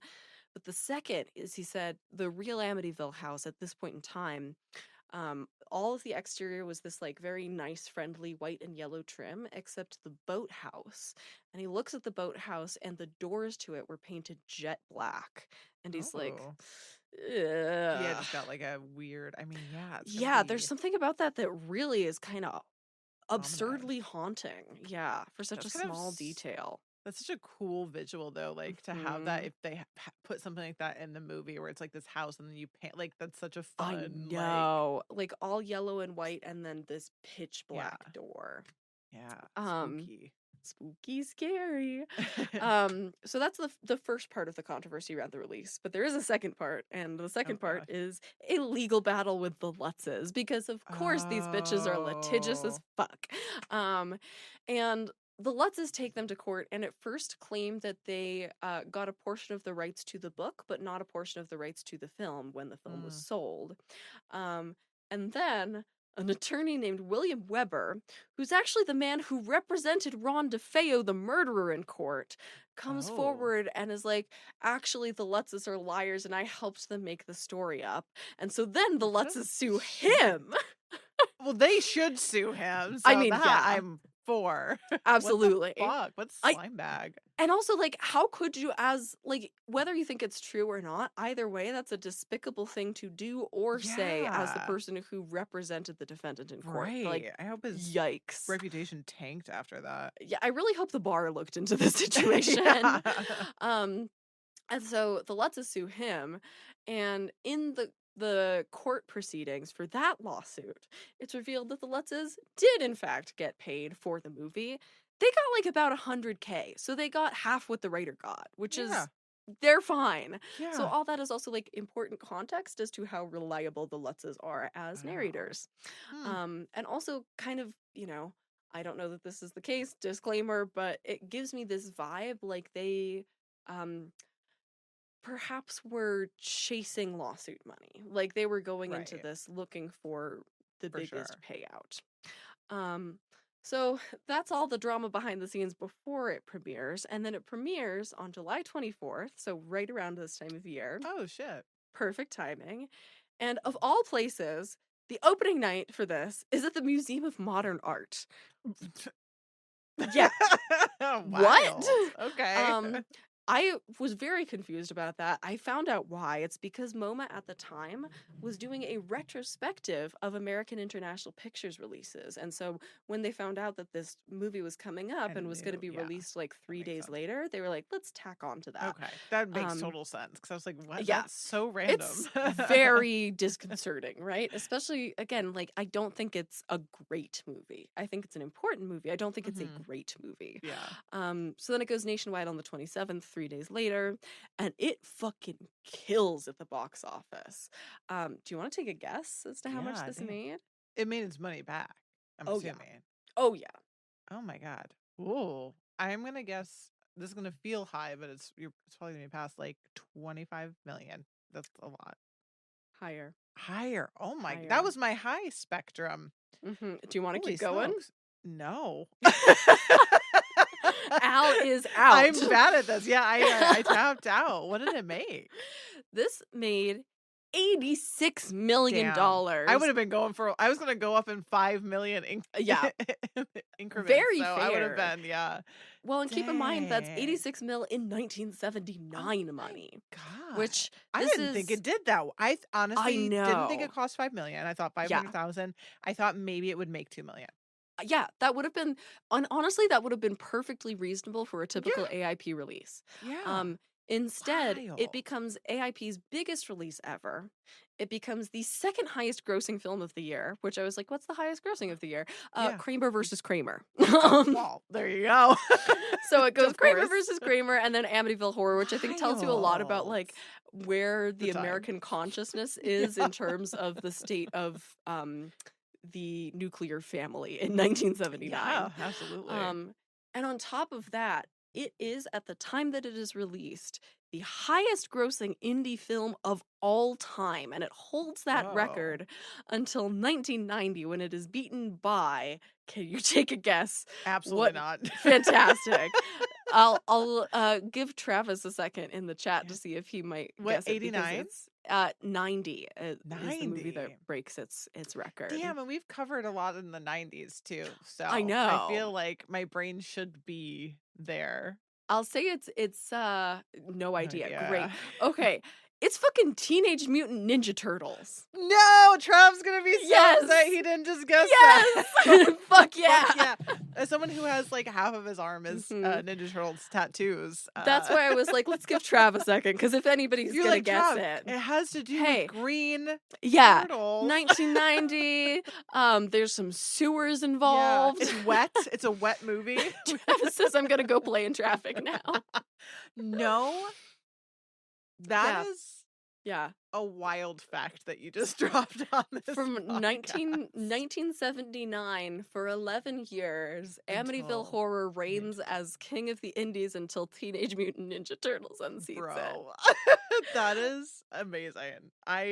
don't think I could be happier. I know. Isn't that delightful? Yeah. And it's also like it's so like it just also tells you so much about where the American like pop culture mindset is, going from Amityville to Teenage Mutant Ninja Turtles in 90. It's like the 90s were great, man. God, there was take me fucking back. I feel like you can really tell how much cocaine happened in between there. Oh, like, absolutely. Yeah, that was the end of the cocaine run in that way. Yep. Then we switched to weed a little bit. Yes. We went back to once you hit Teenage Mutant Ninja Turtles, you're back in the weed realms. It's great. Yeah. And according to a 2019 Forbes article where they calculated the highest grossing horror films of all time and then adjusted for inflation, this movie comes in at number 8 in 2019 with an adjusted 2019 money gross of $310 million. Damn. It's sandwiched right in between Jaws 2 and Alien. Jaws 2, which I'm also like, how dare Jaws 2 be more popular than Where the Alien? hell did that come from? But okay. Yeah. People were really holding on for that to be good. Really. Yeah, it's such a... And I haven't seen it. I've heard as far as sequels go, it's not the worst, but... Yeah, that one's fine. I think I've seen 3, and then that's 2 and 3 that's been it. But... I feel like those are all the important ones. Yeah. And 3's like on the edge too, from what I understand. Yeah. So reception. Critics at the time are absolutely brutal, and mainly because they think it's too long, which it is. Yeah, they're right. They also think it's too dependent on obvious tropes and too repetitive, and all those things I think are true. Ebert gives it 1.5 stars. Oh no. And even talks about in his review for it, the fact that it's like a little bit awkward for him to do that because he had met and liked the real George Lutz, and talks in there about how he thinks that he believed everything that he was saying. He's nuts. Yeah. He's nuts. so nuts. Unpredictable. And so I did bring in a quote from Ebert's review because it ends on like an owl coded line. Oh no. So Ebert says, "Bad guys are great. There's nothing quite like a malevolent presence that implacably wishes evil on everyone in town. A guy with a sneer and a mustache and short shorts. Hey. And an upset stomach. An upset stomach? What's that about? A guy totally unlike the evil entity in the Amityville Horror. The horror in this movie, alas, isn't a bad guy at all. May not even be a guy, is a presence that causes the worst sorts of things to happen, who upsets the dog and causes doors to bang open and makes the house too cold all the time, and in short, makes things just like Chicago." Oh my god. What? What the fuck is he talking about? Also love Chicago, shout out. Yeah. What does it mean? What does any of it mean? What does it mean, Michael? What kind of cocaine? What kind of drugs did he do? And why did we give him a platform? Yeah, and what did we do with those drugs? Studied. Where did those drugs go? Let me take one and watch the movies that we talked about again, and then write reviews. Maybe then we would understand them. Listen, maybe I have a new career ahead of me. It's just getting fucking just plastered writing reviews a la Ebert. Okay. New career idea. Channel the ghost of Roger Ebert. Do like Ebert seances and then write like cocaine-fueled reviews. Honestly, I'm about to, because this man, I love actually that we've brought him in as kind of like this base level, and now he's just turned into a joke. Absolutely. With as his he should reviews, be. As he should. I have one for my movie. God, I was hoping you would. Like, he's on such a pedestal, and then you read his writing and it makes no sense. No sense. Written horribly. He's just all over the map. But that I love that. Actually, that goes up there with some of my favorite. I would say top 10 for now, maybe top 10 Ebert. Top 5? Yeah. Because it's up there. It's up there for sure. Wild, man. I also I really strongly disagree with the idea that a horror film needs like an embodied villain. I find horror way scarier when there isn't a clear villain. Like we've talked about that. I love that all too. The time. I thought he was gonna be like the clear villain. Men. I don't know why I thought he was gonna say that, and that would be really funny. The clear villain, Itchy Whiskers. Yeah, Itchy Whiskers. Duh. So nominations wise, this film, it's the best of times, it's the worst of times. Sure. So the score was nominated for a Golden Globe and an Oscar. As it should. It's so good. Absolutely. It's incredible. I'm really glad that Lalo got the flowers he deserved. Yeah, that's awesome. It also got 2 Saturn nominations, but it Nice. also received 8 nominations and dishonorable mentions from the Stinkers Awards. Not the The Stinkers. Stinkers The Awards, which little I love that they Stinkers do award. dishonorable mentions. Me That's too. That's kind of fun. hilarious, right? It now holds an absolutely fucking dismal 33% from critics on Rotten Tomatoes, which has to be like one of like the bottom 3 lowest that I've covered. Yeah, that was 30s pretty is low. kind of where our lowest have been. Bottomed out. And audiences too are still rotten. It's only got a 52 with audiences, which for something that is as famous as it is, I thought would be higher. But I guess everybody's kind of just like, yeah, it's famous doesn't mean it's good. Right. Yeah. Like we get why it exists and we're happy for that. And then we must move on. Maybe that's enough. Yeah. Yeah, that's enough. In the time since its release, though, the world has kind of warmed to Amityville. So it's landed on like a lot of scariest films of all time lists. There's one from The Independent. There's one from TV Guide. It definitely like cements a lot of tropes from this haunted house subgenre. And people do still apparently find it quite scary. But the person who hates this film probably the most, or has gone on the record at least of hating this film the most, is Margot Kidder herself, who, of course, comes in clutch with some incredible one-liners. Yeah. In 2009, somebody asked her about this film, and she goes, "What a piece of shit. I couldn't believe anybody would take that seriously. I was laughing my whole way through it, much to the annoyance of Rod Steiger. At the time, my agent proposed a sort of one for me, one for them policy. That was one for them. It was the crazy Christians who made it a hit. They wanted people to believe in the devil and possessions and haunted houses and all that hooey." Which, again, I think she's right on the money. I was going to say, does that go into the satanic panic? Yeah, absolutely. So I'm going to really quick speed through influence so that we can get to the film theory rant corner, which is short but beefy. I think we all know it's a giant franchise. So there's direct descendants, which include Amityville 2, The Possession, Amityville 3D, Amityville 4, The Evil Escapes, The Amityville Curse, Amityville It's About Time, Amityville A New Generation, and Amityville Dollhouse. Which I'm kind of interested in that from the title. There's also a 2005 remake and sequel, but, and I did not know this and it's fascinating, there are also literally dozens of other movies that are named after or in some other way reference Amityville. There's like, I think when I counted it out, it was like in the 50s. I believe it. Honestly, there's so fucking many. And the vast majority of them came out in like 2022 and onward. It's like a recent thing. And I was like, what's happening here? Yeah. It's the rights. And this is so wild to me because the town of Amityville is real and the DeFeo murders were real, and the DeFeo murders and the Lutz's reports of what they went through were both widely publicly reported and part of the public record. They could not be copyrighted. And we know this because the Lutzes themselves tried to sue some of the sequels. And the judge ended up determining that the stories only fell under copyright if they were specifically about the Lutzes or about the 1979 movie or the Anson book or another book. So as long as it's just about Amityville and the DeFeo murders, you're golden. So filmmakers out there, if you want to, this is how we get a list of films that include such gems as Amityville Christmas Vacation, Amityville in the Hood, and my personal favorite, the Amityville Vibrator, which I actually feel like I need to watch now. There's so many things happening in Amityville. Between the ghost in the invisible bikini and the Amityville Vibrator, where there's some stuff going on. There was also an announcement in September of last year that Amazon MGM is working on a new reimagining of the original film with David Sandberg of Annabelle Creation directing, which makes sense. Again, it's like kind of all tied into this extended Conjuring universe. Wait, can I ask, what would your Amityville movie be called? Oh my god. If you were to think of one? The Amityville 4.5-hour dental appointment. The Amityville Dentist's Revenge. Honestly, it does sound like a horror film. What would yours be? I don't know.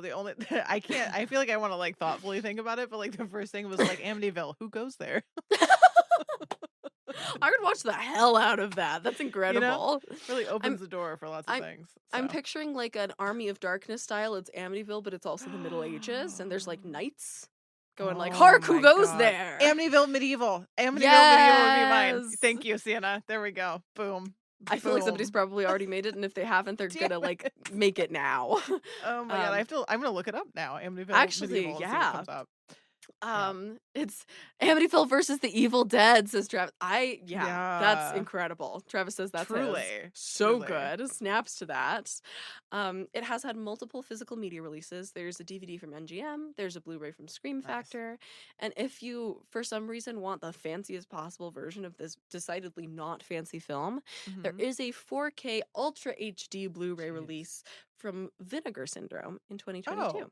Oh, So, funny. which I do love Vinegar Syndrome. They're amazing. Yeah, they have their physical media is gorgeous. Also, if you're looking at getting a 4K, you have to get a 4K player. Just FYI, we've mentioned it before. I found out the hard way, so just putting it out there for anyone. I realized I'd made the same mistake with my copy of Deep Red, which is also Vinegar Syndrome. It's an Ultra HD 4K, I think, and so I don't think I can watch it right now. Being a physical media lover is horrible. It's hard out here sometimes. It's hard out here. Okay, now we get to the Film Theory Rant Corner, which I am so excited for because this is the first and it's probably not going to be the only time, but it's a very rare occurrence on the pod and on Film Theory Rant Corner in general, because today's Rant Corner is courtesy of none other than King of Horror, Stephen King himself. Oh. Right? I was so excited to find this. Stephen King's Rant Corner. King's Corner. Stephen King oh my god, King's Corner. Come into King's Corner with us. So, when the film came out in 1979, Stephen King hated it, and he gave it a terrible review in Rolling Stone, just absolutely fucking trashed it. Which, again, all of this is happening during his Coke era. Like, he is not a well man right now. Yeah, and so pre-accident, post-accident. This is pre-accident. This is pre-accident and pre-sobriety.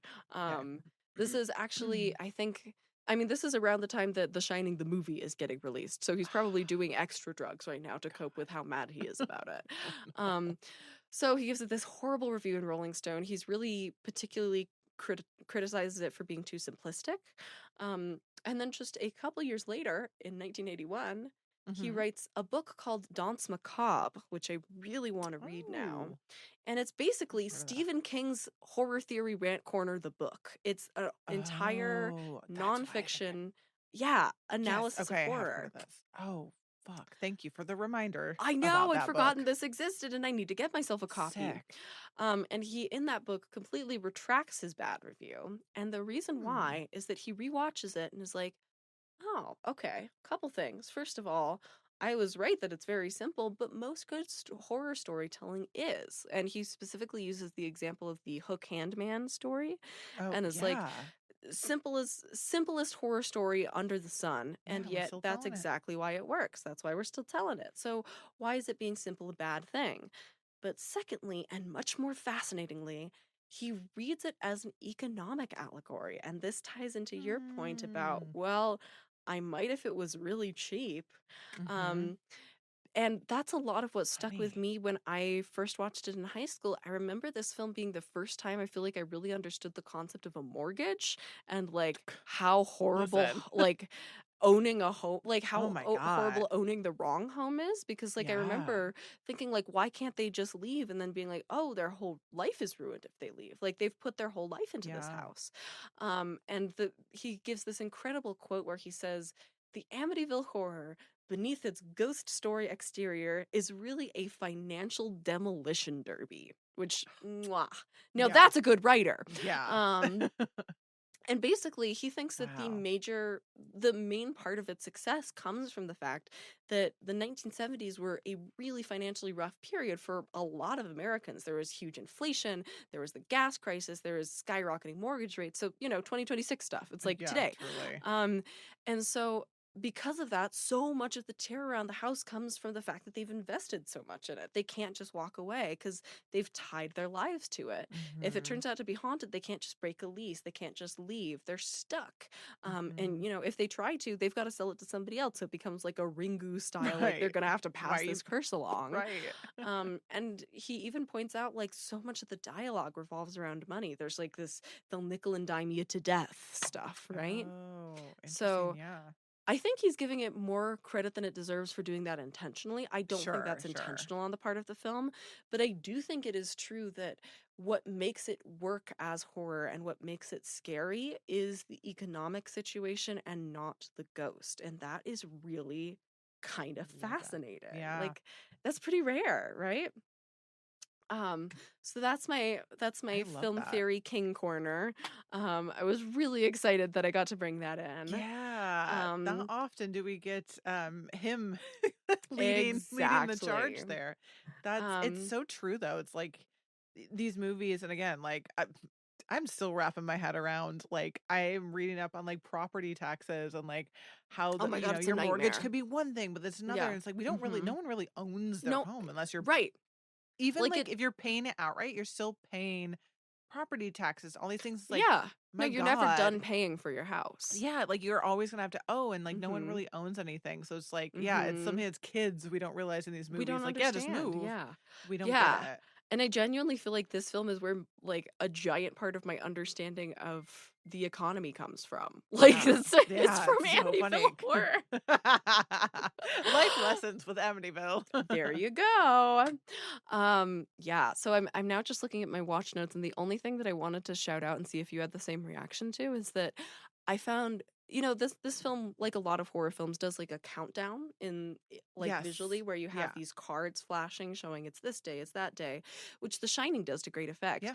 And for some reason in this film, it really did not work for me. And I was trying to think of why. And I think part of it was I really hated that there was one saying the last night because I'm like, well, don't tell me that. That spoils it. Like now I know that it's the last night. Yeah. Like I Yeah. want you to do The Shining where it's like it goes from like October 27th, November 15th to Tuesday. Like that tells me there's Yeah. like a psychological devolution there. The Mhm. last night tells me it's all going to get wrapped up in a neat Wrapped up. bow. Yeah. And I was like, but that's not even all of it. It's like it's reminding me of something. What's it reminding me of? And then I realized it feels like the SpongeBob like 3 hours later. Like and I can't even really put my SpongeBob finger comes on up in why, everything. but Yeah. yeah, like It's there's a very 'cause SpongeBob-y energy. there's no, like, build up to those days. Yes, yes, thank you. Like it just So, like it does feel like 3 hours later. yeah. 3 hours later. Later. Because there's no, like, there's not this crescendo of these, like, Mhm. roller coaster, like, or waves or whatever. It's just kind of, Great. like, and I don't feel like that's not like, it could have been necessary. I don't know. There's a I way feel the to do same. I it feel the where same. yeah, it could have increased the tension, and instead Yeah. I felt like it either did nothing or Yeah. actually deflated it a little Yeah. bit in different instances. Yeah. Yeah, it's SpongeBob-y. Yeah, I didn't know it Um, had that either. I'm gonna be like, that was yeah. something I was like, "Oh, I didn't know this movie did that." Which like it feels like a perfectly good idea for the plot that it's going to Mhm. give you, where it is about this like in real life it was just 28 days and that in itself is scary. And then we're going to Yeah. shorten it to 3 weeks. Like that does feel like something where a countdown would be a good idea, but like you've got to have the way you do the countdown mean something. Yeah, yeah, it kinda just was like it feels like an afterthought Yeah. plucked, not shot in a Mhm. way that I'm curious if that was in the script too, I am too. And it's 'cause yeah, it's it doesn't sorry, go feel ahead. like it maybe was. Yeah, it might be something that was added to like make it make more sense maybe. Yeah. Um I could imagine it being a little bit more maybe they thought it would help with the like descent of James Brolin's psychosis to have this Mhm. countdown Yeah, going. I get why it was there, just like to It your just point, doesn't work. there were just that's what I think, like, there's so many good things we got out of this movie Mhm. existing. However, I don't think it was like the like aspects of it weren't perfectly executed.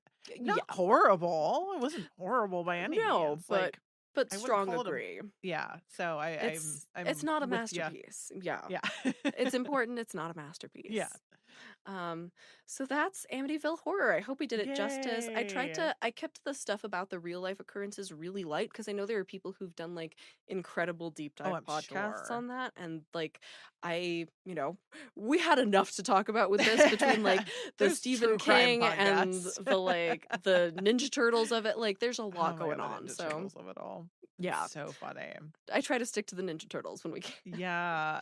Listen, give me a 90s reference and I'm happy every time. Exactly. Yeah, no, I'm glad it's in there. I'm glad we watched it and I feel like I'm done with it now, and that's okay. Yeah, and I loved all the fun facts. So oh, good. I appreciate all the facts. Especially the itchy whisker. I think Itchy Whiskers Club. probably one of like that's such that will live in infamy. Yeah, that's gonna live on this podcast for eternity now. So I feel in my bones that that's gonna be a recurring reference from here on. What was the full name? Oh my God, yeah, let me go back up to it. I know it was in the production section. I'm sorry, everyone. I'm making Siena do this because I'm like, I wanna go out and I wanna make those pins. I'm not gonna lie. Or like, really, what was that? Brothers of the Itchy Whiskers. Brothers of the Itchy Whiskers. Oh my God. We are members now. Disgusting. Al and I are brothers of the Itchy Whiskers. And now by listening, you all are too. Yeah. I feel like that can be taken so hard out of context. We're both grounded. We're grounded. Yeah, that's reasonable. All right. Says someone who's not invited to the Brothers of the Itchy Whiskers. Break time? Is this break time? Yeah, I feel like we should go be grounded for a little bit and come on back once we've fixed our whiskers. Everyone who's also a brother of the Itchy Whiskers, you can also go on timeout for a minute. Yes. We'll come back. Quick Itchy Whiskers smoke break. We'll lay low and lie beneath when we come back. Gross. Fantastic. Right. We'll be right back. And we're back. And we're beneath. We're beneath. We're back. We're beneath. We're ready to go. Beneath and doing the movie that was decided without off really air. Yeah, I was gonna say off air and without really us deciding. It decided for us. Yeah. The fates spoke to you for this one. Yeah. Sorry, everybody. I'm opening Crack a cold bubbly one. water. Crack a cold one with the brothers of the whisker. The Brothers of the Itchy Whiskers. Ugh, God. I'm never letting that go. That is truly one of my favorite you. things that has come out of this podcast. It's so disgusting. It's so gross. And somehow I find so much joy in that. What does that say about We're me? horror fans. I know. There it is. We find most of our joy in disgust. Let's be real. Really. Yeah, I was gonna say this one's like not. These are a pretty tame pairing. I feel like all in all. Is yours? Is it a PG-13? I didn't check, but I just suddenly was like, I believe so. I actually didn't pull that up, but yeah. Oh, interesting. Was yours an R? I'm pretty sure. Let me check actually, because it's also from the period where I don't think PG-13 existed yet. Right. Which is so crazy. It doesn't feel that long ago, but like. But it really was. Yeah. Okay, thank you, Travis. Did not exist. Yeah, it's an R. Amityville is an R. Makes sense. I mean, this is also Zemeckis, so it would make sense if he was indeed trying to, appeal to a mass audience. He likes a younger audience, I think, in general. And like on the topic before we jump in, you've seen this before? No, this was my first time. So, I didn't know that actually. Yeah, so the twist was brand new to me, which was great. I knew absolutely nothing about this film, and like I mentioned last time, I did not even know that it was Zemeckis, so I was like completely blind for this, which was great. Yeah. Put a pin in that. We're gonna talk about that, and we almost kind of jump into that with taglines, but you might be one of the few people who had not seen this that didn't know anything about it. So you probably got an experience that nobody honestly got. Most people didn't. So put a pin in that. We'll jump to that at the end. Oh, fascinating. Yeah. So I want to save a little bit more of that with you towards the end to talk about that, because I'm genuinely now I want to pick your brain a bit. No, because I was guessing the whole time about what was going to happen Oh, next. So man. I did not realize that That's this was one that had been spoiled for most people. incredible. Yeah, Yeah, it I'm very definitely behind the times. definitely has. So yeah, we'll get to that at the end, and then I definitely Oh my want to God, hear amazing. your thoughts about that. So I'm gonna have you Yeah, hold on to those now that you fantastic. said that, Putting them and in we my can, pocket. yeah, we can, I guess, just dive right in. Let's dive in. What are those Here, taglines you said? It kind of yeah. ties into it. I was gonna say, so the taglines that kind of tee us up for what we're gonna end on. So we have 3 taglines that I found. Hmm. They're very wordy, and I think they're gonna give you a hint of why some things might have been spoiled. Although I do Oh think they do a no. better job at not spoiling than the first time I read them. I think I Oh, just had that interesting. notion. Mm-hmm. They sound a little bit better than I thought. Got it. So we got the 3. First, we have he was the perfect husband until his one mistake followed them home. You could Oh hear the movie theater, no. so that's Yeah, good. that spoils it though. Or at least Yes. part of it. Yes. Yeah. Oh Yeah. no. I We had no have idea. yeah, we have next, this is definitely a spoiler. Some men cheat and get caught. Some men pay a higher price. Oh my God. Who So, developed this marketing campaign? yeah, it's again, Oh my God. wait for it. If I were Zemeckis, I'd be so pissed. Right, right. It's bad. Oh. And then last we have they have the perfect marriage and the perfect house until she found out what was wrong. Oh my God. I Yeah. feel like there's so much they could have done like with a S- play off the title that would hint at like there's something underneath the foundations That's of what this marriage you without might have said the exact thing that I said after reading these. I said something so close to that. I'm like, me and Sienna, yeah. and I ripped it like out of thin air, just like you did. And I was like, that's Exactly. even better. That's yeah, because that it gives you some kind of a you're suspicious, but it doesn't tell you which of the couple it is. Right? You could Like say, in a marriage, you never know what what lies lies beneath. beneath. Yes. Thank you. Right? That would still leave you guessing. So yeah, Ugh. that's the start of it. We'll get to the more downhill of it all. No. But like I said, this is like we talked about. This is Robert Zemeckis. Of course, we know Mhm. him from talking about Death Becomes Her just a few Mhm. episodes ago, which is so funny because again, I always forget this is him as Yeah. well. It, If you don't know the other things he's done, Back to the Future franchise, Who Framed Roger Rabbit, which is like one of the best films of all time, mhm. Forrest Gump, Contact, 3 episodes of Tales from the Crypt, Oh. Castaway, The Polar Express, 2009's A Christmas Carol, and 2020's The Witches. So he's kind Yes. of all over the board, as kind of Sienna mentioned. He's very much like genre jumpy, but kind of like Mhm. lives in a very interesting little pocket, I think. I find him to be a fascinating filmmaker. Like it's And not that I he necessarily think he's good, but I'm always intrigued to see what he's up passionate. to. Yeah, Yeah, passionate.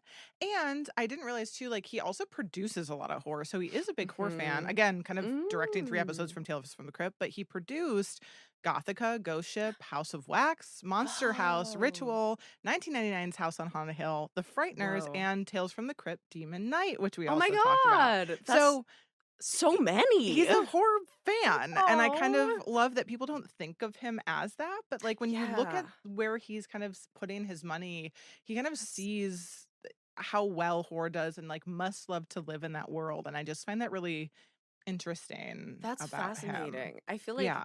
as you're reading this, I'm thinking he feels to me very much like filmmaking wise, at least, what would happen if M. Night Shyamalan and oh my gosh, the name just fell out of my head. If M. Night Shyamalan and Tim Burton had an artistic Oh, baby, it feels like it would be funny. Bob Zemeckis. Yeah, just kind of lies, and then, like, what I would toss in, like, maybe a, like, big Hollywood, like, Yes. Hollywood Yeah. blockbustery director in there too, and if they had a baby, Hmm. I feel like it would be, If the three of them Bobbert had a baby, Zemeckis, it would be yeah. Bob. Yeah. And then also I have to call back, I think I hope to say one of your favorite facts from Mhm. Arachnophobia too is the big tarantula puppet that they used in Arachnophobia was named Big Big Bob Bob. on set after Bob Zemeckis or Robert Zemeckis. I'm gonna bounce around what I call him, so Yeah. apologies in advance. I Director feel like Big Bob. It's Bibbity Bobbity Bibbidi Bobbidi Zemeckis. Boo. Jumping kind of Mhm. into who wrote this. So I found this really interesting. So I don't have like this is pretty like light. There wasn't a ton Mhm. of stuff. I do have the DVD. The Oh. featurette was kind of just this lore about Bob Zemeckis and not Oh so my much about the god. filmmaking. That's So it's fascinating. light, but we have some good meat stuff. Amazing. Kind of starting with this like wild how this script came to be. So we have the original script written by Sarah Chan is how I think you pronounce her name. Mm. So she wrote the script previously for 9.5 weeks, and then Oh, wrote and directed 1998 All I Want to Do, which is a very 90s movie I've never interesting. seen. It's kind of got like all the hits of these like 90s actors that were in Amazing. it. And it seems to be kind of like some of the few projects she did. The only other project that I could see that kind of like came of something, then she hasn't done anything since I think like 2002, which Whoa. was she received several awards in her career, including 2 Academy Awards for a documentary film called Marjo in Oh. 1973, and then a Whoa. documentary short called Thoth, Thoth from 2002. And so she did kind of like lean in that world. So I think it's funny. She's like a filmmaker. She kind of directed and wrote, but like not Interesting. really a screenwriter, and then really hasn't done much um since. I'm And I wonder I have not heard of this film before, but I wonder I know Thoth is the name of a kind of tarot deck, so I wonder if it's like a tarot ooh. documentary. I'm not, yeah, she kind of doesn't have a ton on her. I know that she also made music, and I think Marjo Mm. is also the name of like one of her projects Oh, as cool. well from that. So very Wow. like She came kind bounced of out all of nowhere over. and kind of Yeah. left. And then the idea of the film first came from Sarah when she adapted the script from a personal experience she had with the paranormal. So it kind of comes from like a real place. I Oh don't my know what, god. couldn't find, but she wrote Ah. this treatment, and it kind of featured a retirement age couple, which is I guess is what they are Oh. in this ish. It's so hard Um to see either of them as retirement age because they're both so hot. And this I is also know. like a They're like very 45. yeah, and it's like a very They're I don't not, know, but I watching this was reminded how little sexiness there is in movies these days because like yeah. even this movie where their marriage is bad, we're Mhm. seeing like some really beefy sex scenes of the kind that you Yeah. don't really get today, Yeah. especially in a Yeah. PG-13 movie. I'm Absolutely. surprised. Yeah. Absolutely. So that was kind of where this script kind of started from, Interesting. but it wasn't until DreamWorks commissioned a full rewrite that we got more or less the same Oh, script that became the film. got And it. so who did the rewrite? His name might ring a bell. Mhm. Clark Gregg. Oh, it does ring a bell, but I don't He know where from.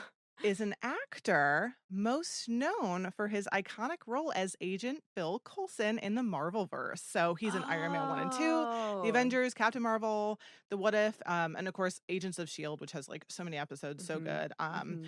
I gasped the largest gasp I've gasped in a while. Gasps were gasped. Because I'm like, how did character actor and Phil Coulson, Clark Gregg write the script? Because I looked at his IMDb. A couple projects you also might recognize him from if you're not an MCU freak like I am. He's Mhm. in Florida Man, Criminal Minds, Mhm. Snowpiercer, How I Met Your Mother, West Wing, and Oh. Choke. Okay. And Choke was actually one of his writing credits, one of his very few writing Oh. credits. He Whoa. did the adaptation for Chuck Palahniuk's Choke in 2008, and then Interesting. really only wrote and then starred in a project called Trust Me, which I'm assuming he produced Huh. as Okay. well. Yeah, that Typically, would when you make get like sense. Yeah, writer starring, I think he I might would have even assume. directed it. So yeah, he hasn't done much writing, and so like that Interesting. threw me. Yeah. But coming off of this was like Choke was after, so it's not even like he came off of something a little bit big and then did this. This was his first Wow. writing credit in a feature So film. this probably got him to choke then.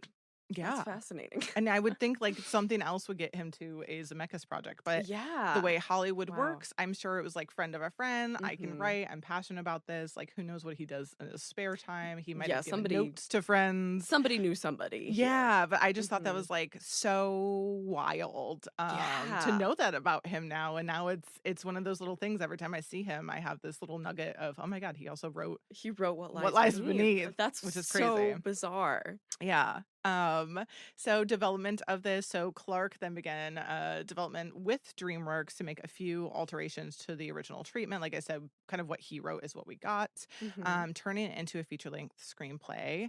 And when it came to the actual script, Clark said that Sarah's first and second drafts weren't really scary at all. But then he kind of got the idea of more scary ghosts, and like the idea of these scary ghosts and this kind of haunting from reading books on quantum physics at the time, which I'm like, who is this man? I knew I loved him, but now I love him more. Agreed. Saying, quote, the more Claire opened up about what she'd been repressing, the more the ghosts manifested. So he got this from reading books about quantum physics at the time. Incredible. And Robert Zemeckis kind of talks about what got him excited about the script and reading Clark's work was, quote, an intelligence and a kind of elegance to the writing and drawing of the characters. And there was an undercurrent of creepiness. So he read the script and that's kind of what he was feeling. He's picking up on that undercurrent. And yeah. So many people might know this. I'm curious actually if you know this, but What Lies Beneath was made during the time that director Zemeckis was taking a hiatus from filming Castaway in order to give Tom Hanks time to lose weight. Whoa. So I had no idea. A side project. Like, chill. Fascinating. Oh which my is God. like, to be Robert Zemeckis, to be like, so we're going to have to take this break. Like, what if I make like a movie in between? Jesus Christ. And like with Harrison Ford and Michelle Pfeiffer. Yeah, not a small movie either. No. Like, wow. No. I mean, I guess on the scale of Castaway small, but Jesus. Yes, yeah. Wow. Yeah, so I have a quote from him talking about this. So Zemeckis says, quote, you can't afford to hold a crew for a year. So I took the same crew and rolled them onto What Lies Beneath and then rolled them right back onto Castaway. We were paying people to wait for Tom Hanks to lose weight, so we made a movie in between. We wrapped Castaway in April and started Beneath in August, and then wrapped in December and went back to Fiji in March, so it worked out. And he said it wasn't a spur of the moment thing. They had actually planned logistics for this for about a year and a half in advance. I'm assuming to Castaway, they had planned to make some sort of movie, but they didn't know what they were making. Whoa. Isn't that wild? Like, okay. To do that. That's I feel like every filmmaker's dream is to be able to just hop from project to project like that. And then bringing your crew over, I think, is just like speaks so much of who he is that he's like, I'm not going to make them wait to do this. Right. I'm going to give them work in between. I mean, and it's tough. That's tough, but also haul, like, it's not even like, you know, there's obviously a financial advantage to him. He's already paying the crew, but like he's also, I think it feels to me at least like he knows that people working in film want to be on film sets. They don't want to just take a year off. Right. They could get something at any time. They could get something 2 months before they have to come back and be on something. So I love that he had planned that already. And then so why this movie again? He didn't have this movie in his sights. Can I throw out a quick Castaway fact? I feel like I can't remember if I've given this to you before, but I found it out like a couple months ago and it's been blowing my mind ever since. Did you know that like all of the audio on the island is ADR? All of it. Oh wow. There's none of that is production sound because the sounds of the waves were too loud. And so every single thing from like him like starting a fire to all of his dialogue with Wilson, all of it's ADR. That sounds vaguely familiar, but that's like actually it blows my mind. Yeah. That's wild that someone was just in a room being like, we'll make this real for you. Holding some coconuts, Monty Python style. Yeah. That's so, I love everything that like sound does in films is it makes, again, talking about the soundtrack for years too, it really is my favorite part sometimes of watching movies is the sound design is the score. So it's good sound design fun. Can really make a break. Yeah, make or break or save a film. Anyway, sorry for the Castaway sidetrack. No, I love that. I feel like there's no other time on the podcast. You're like, I have to take this chance. So, yeah. True. We've covered like all the Zemeckis horror at this point.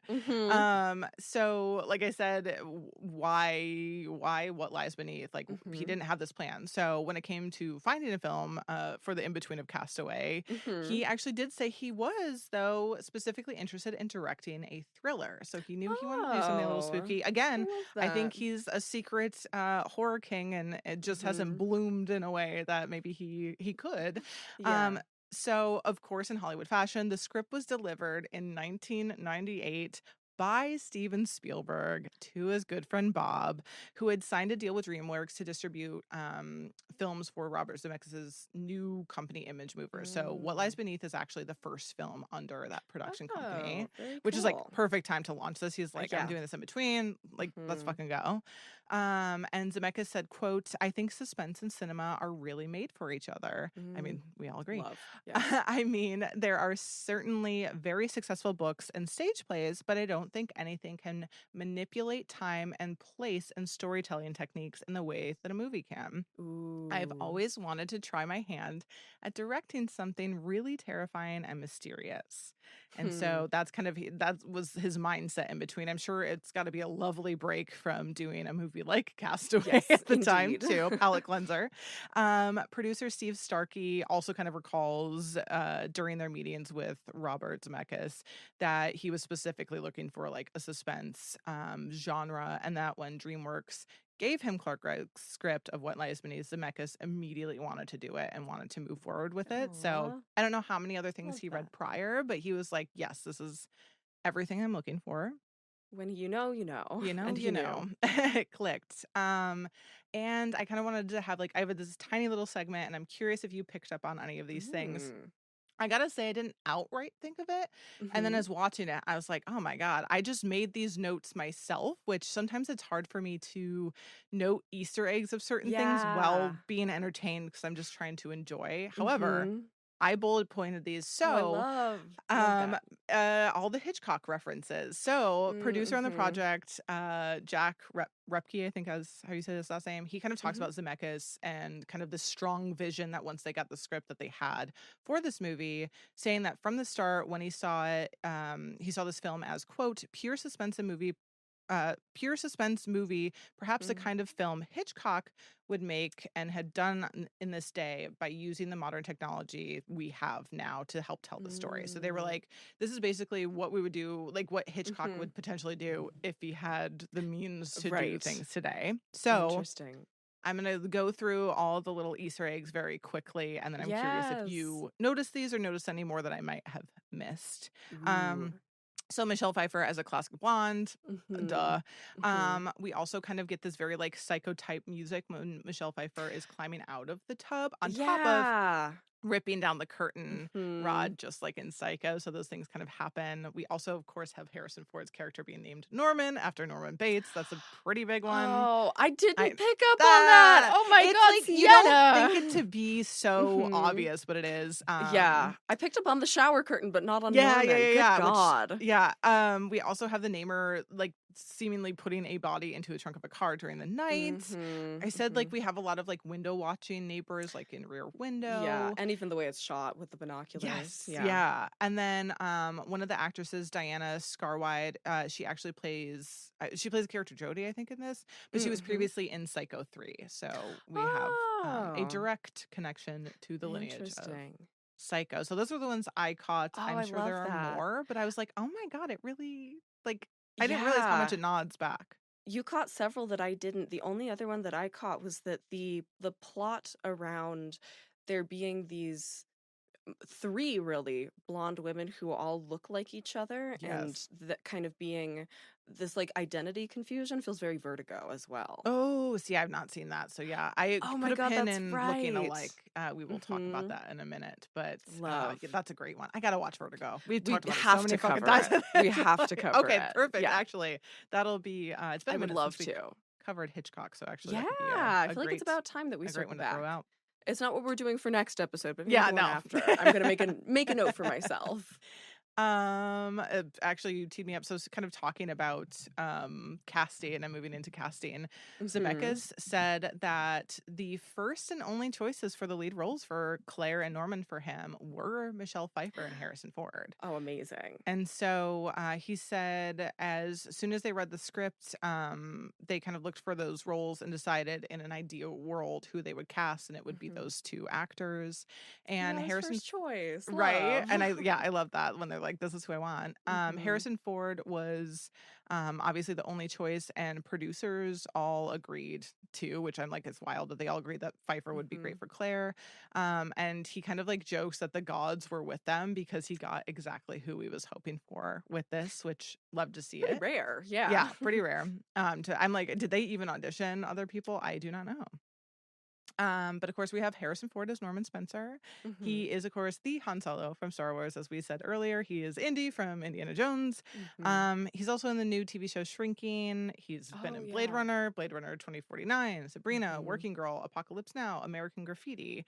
And fun fact, as we talked Mhm. about Who Framed Roger Rabbit, Mhm. Harrison Ford was actually the original choice as Eddie Valiant for Oh Robert my Zemeckis in god. 1988's Who Framed Roger Rabbit. But apparently his fee was a little too pricey for him at the time, so he couldn't afford him. And like, no wonder he was like, in an ideal world, I want this man. And like, Yeah. now I have this budget, and I can get him on this. But I had no fucking idea. I do not think he would have been the right casting for that, No, that although would he be is a such grumpy a man. such a different movie. Wildly different. Yeah. I I feel like think the it's gods were with important. them on that too. Agreed. Yeah, I feel like it's important that that character not be like a classic leading man type.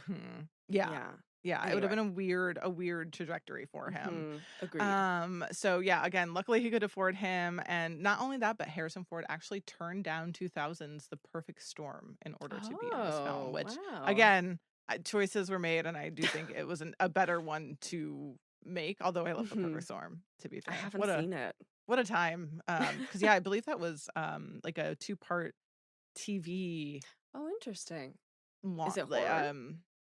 I mean, it's like nature, like natural horror in that Oh, way. okay. Yeah, Interesting. it's horrifying to watch. It's like 4 hours. Oh, yeah. Yeah, I think it's like a 2-part. I remember when that came out. I was wondering if it was Um, something for the pod in the future, but 4 oh hours, I feel like no, I don't think I so. need a We're good. break Not before our after it. next I can't it fucking length. do Yeah, that again. exactly. I know. I'm like, we've got to save Gotta wait like a ourselves. couple of years for Literally. that one. Yeah. Yeah, Year no. 5, maybe we come back. For sure, for sure. And we kind of touched on this in your segment, but Mhm. this was also one of the first roles, like we said, that Harrison Ford kind of played a true bad guy.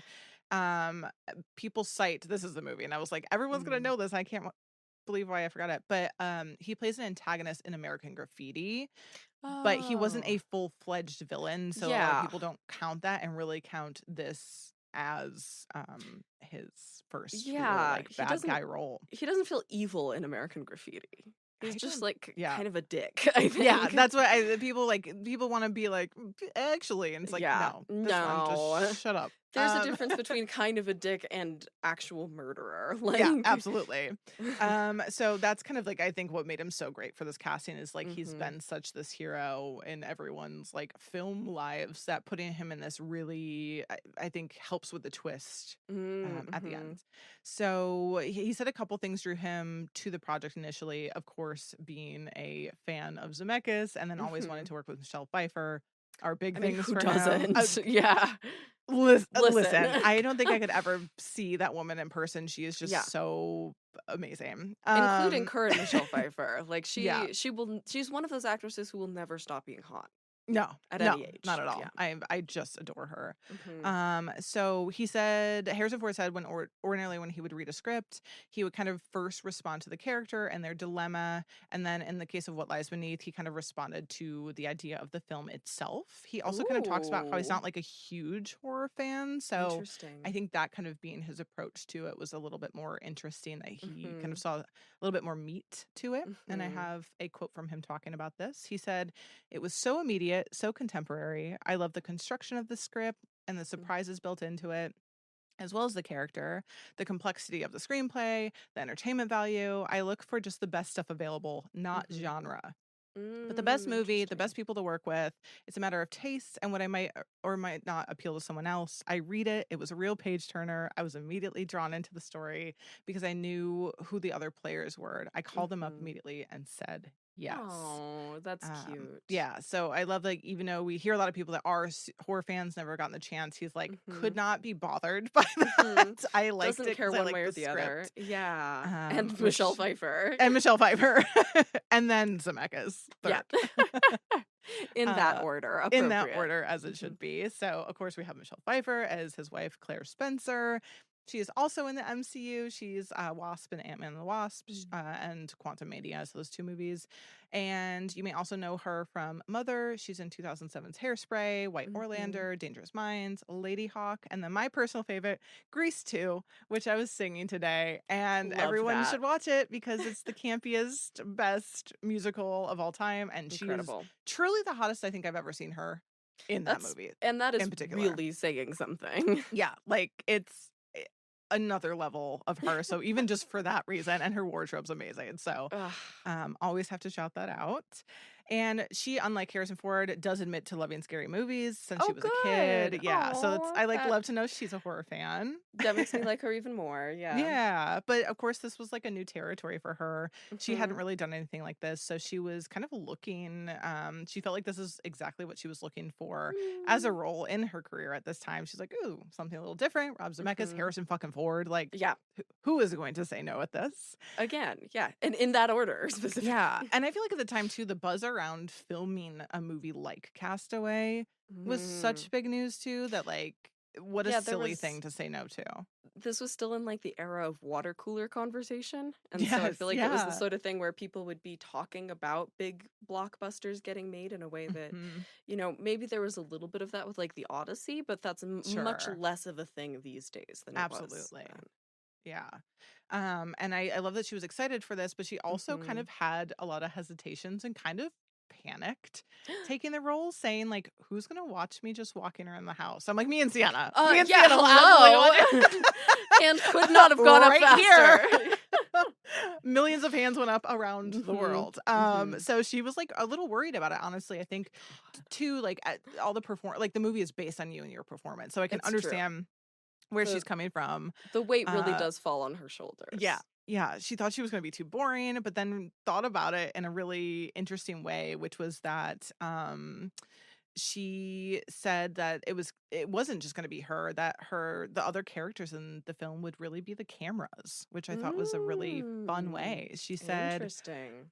There was, she said, quote, there was a synchronicity with the camera where ordinarily as an actor, you don't know about the camera or you're not aware of the camera being there. And she said that kind of felt like a scene partner with her in the film. And I thought that was a really lovely way to... Yeah. Well, and it is kind of, it feels like the camera is doing ghost POV a lot of the time. Yes. Yeah. And we'll talk about kind of a little bit of the camera stuff that I was able to find where we can kind of see what she means by that down the line.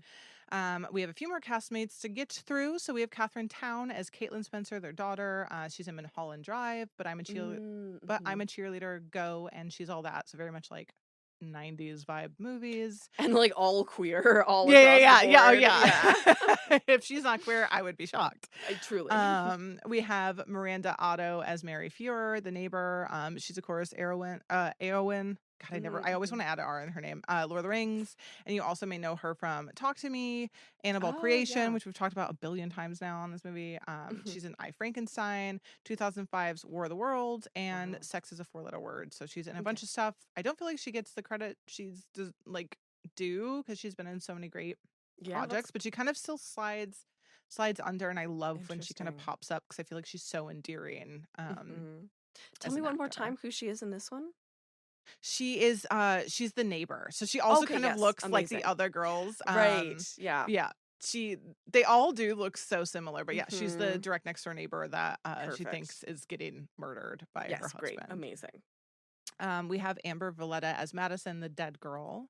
So she was a model prior to this, and this was her film debut. Oh, wow. Since the film, though, she has been in Raising Helen, Hitch, The Spy Next Door, Duplex, and we talked about her. She was the lead in the film we covered on the podcast, Dead Silence. Oh, my God. That was her, which I totally did not remember. I did not connect that at all. Yeah. Yeah. Wow. So, okay, cool. Love that. Yeah, love that this launched her. Yeah, and kind of pulling the pin out of what you were saying, where like they kind of like look alike, and that's a very like Hitchcock Vertigo. So she was never actually written to look like Michelle Pfeiffer at all. That was not in the script. And Amber said that she guessed that they just not only really liked her tape, but also said that the producers were kind of like, oh wow, that's an interesting layer that she looks like her as well. So that was just something that kind of, I think, heightened that idea in the film. And I'm like, ooh, that's crazy that they almost didn't think about that, because it really is an interesting moment and kind of this very pivotal moment in the film. It tells us so much about Harrison Ford's character, about Norman, that he's like constantly chasing basically younger versions of the same woman. Absolutely. Absolutely. So I'm glad it worked out in that way. And Amber said also to prep for the role, which I think is so cute. Despite only having one line, she practiced mimicking Michelle Pfeiffer's performance and her role, which I didn't realize she was in 1983 Scarface. Yes, yeah. Which I had no idea. It's like young Fifes, and she's so hot. I mean, again, I watched that movie when I was stoned and drunk in college. That sounds right. I don't remember anything about it. I mean, Scarface himself would approve of this kind of a viewing experience. Oh, perfect. So, yeah. Great. There you go. Yeah, but I'm like, what a random and perfect thing for her to be like, I know I don't have a lot of work, but I'm going to study her manner. I love that. I mean, she didn't act before, so I totally understand where she's coming from. We also have Victoria Bidwell's debut film role. She's Beatrice. She went on to be in Good Luck Chuck, Alien versus Predator Requiem, as well as an episode of Arrow, R.L. Stine's Haunting Hour, and 2 episodes of the OG L Word and Supernatural. And a few nods to the crew. We do get some kind of like crew, not necessarily like cameo and not cameos. So when the picture frame breaks, the caption of the newspaper photo clipping says "Photo by Andrew Lehman." Andrew Lehman is a uncredited graphic designer who worked on all the props in the movie, so he kind of gets like a little name moment. I love that. And going along with that, the list of missing persons Claire finds from the World Wide Web includes a lot of people that worked on the crew as well. That's cute. I love that. So, fun little thing to note. Studios, we kind of talked about this. This was a produced by Image Movers, which is Zemeckis, and then distributed by DreamWorks and 20th Century Fox. Budget, so kind of knowing all these things.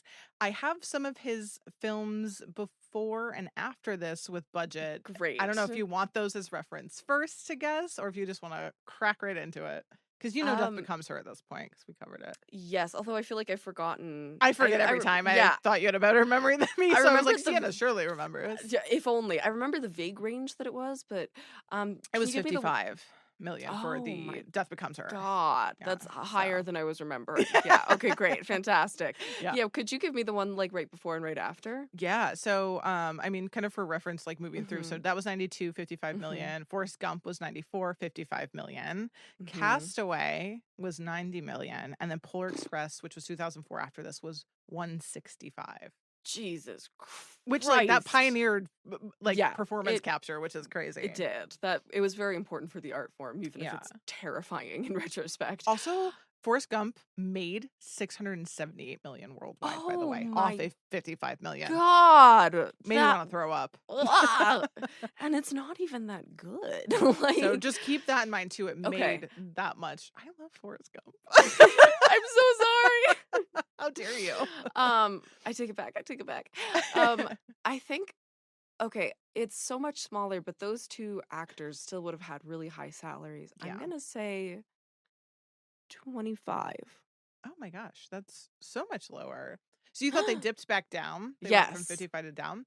They went up, so it actually was more than Castaway. That's insane. $100 million. What?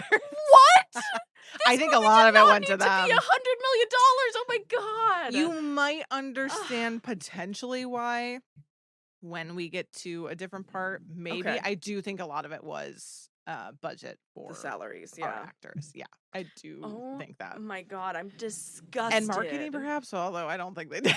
I don't think they used any of that wisely. Yeah, I don't feel like this film is as well known as it should be, given who's in it and who directed it. Absolutely.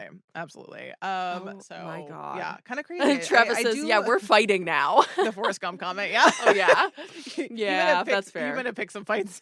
Yeah, sorry everybody. Listen, not everything's for everyone. So it's true. You're wrong, but that's however. Listen, I know it's a lot of. I know it's beloved by a lot of people. And not by and I'll you, leave it and at that. Fine, and that's okay. And that's fine. Not everything's for everyone.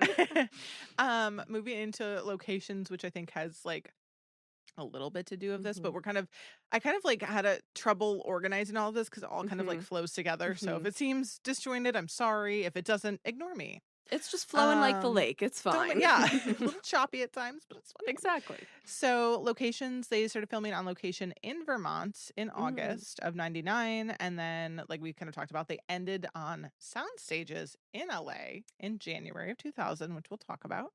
Screenwriter and actor Clark Gregg had specified New England for the setting of the story. So, but not specifically Vermont, but Vermont made a lot of sense to him.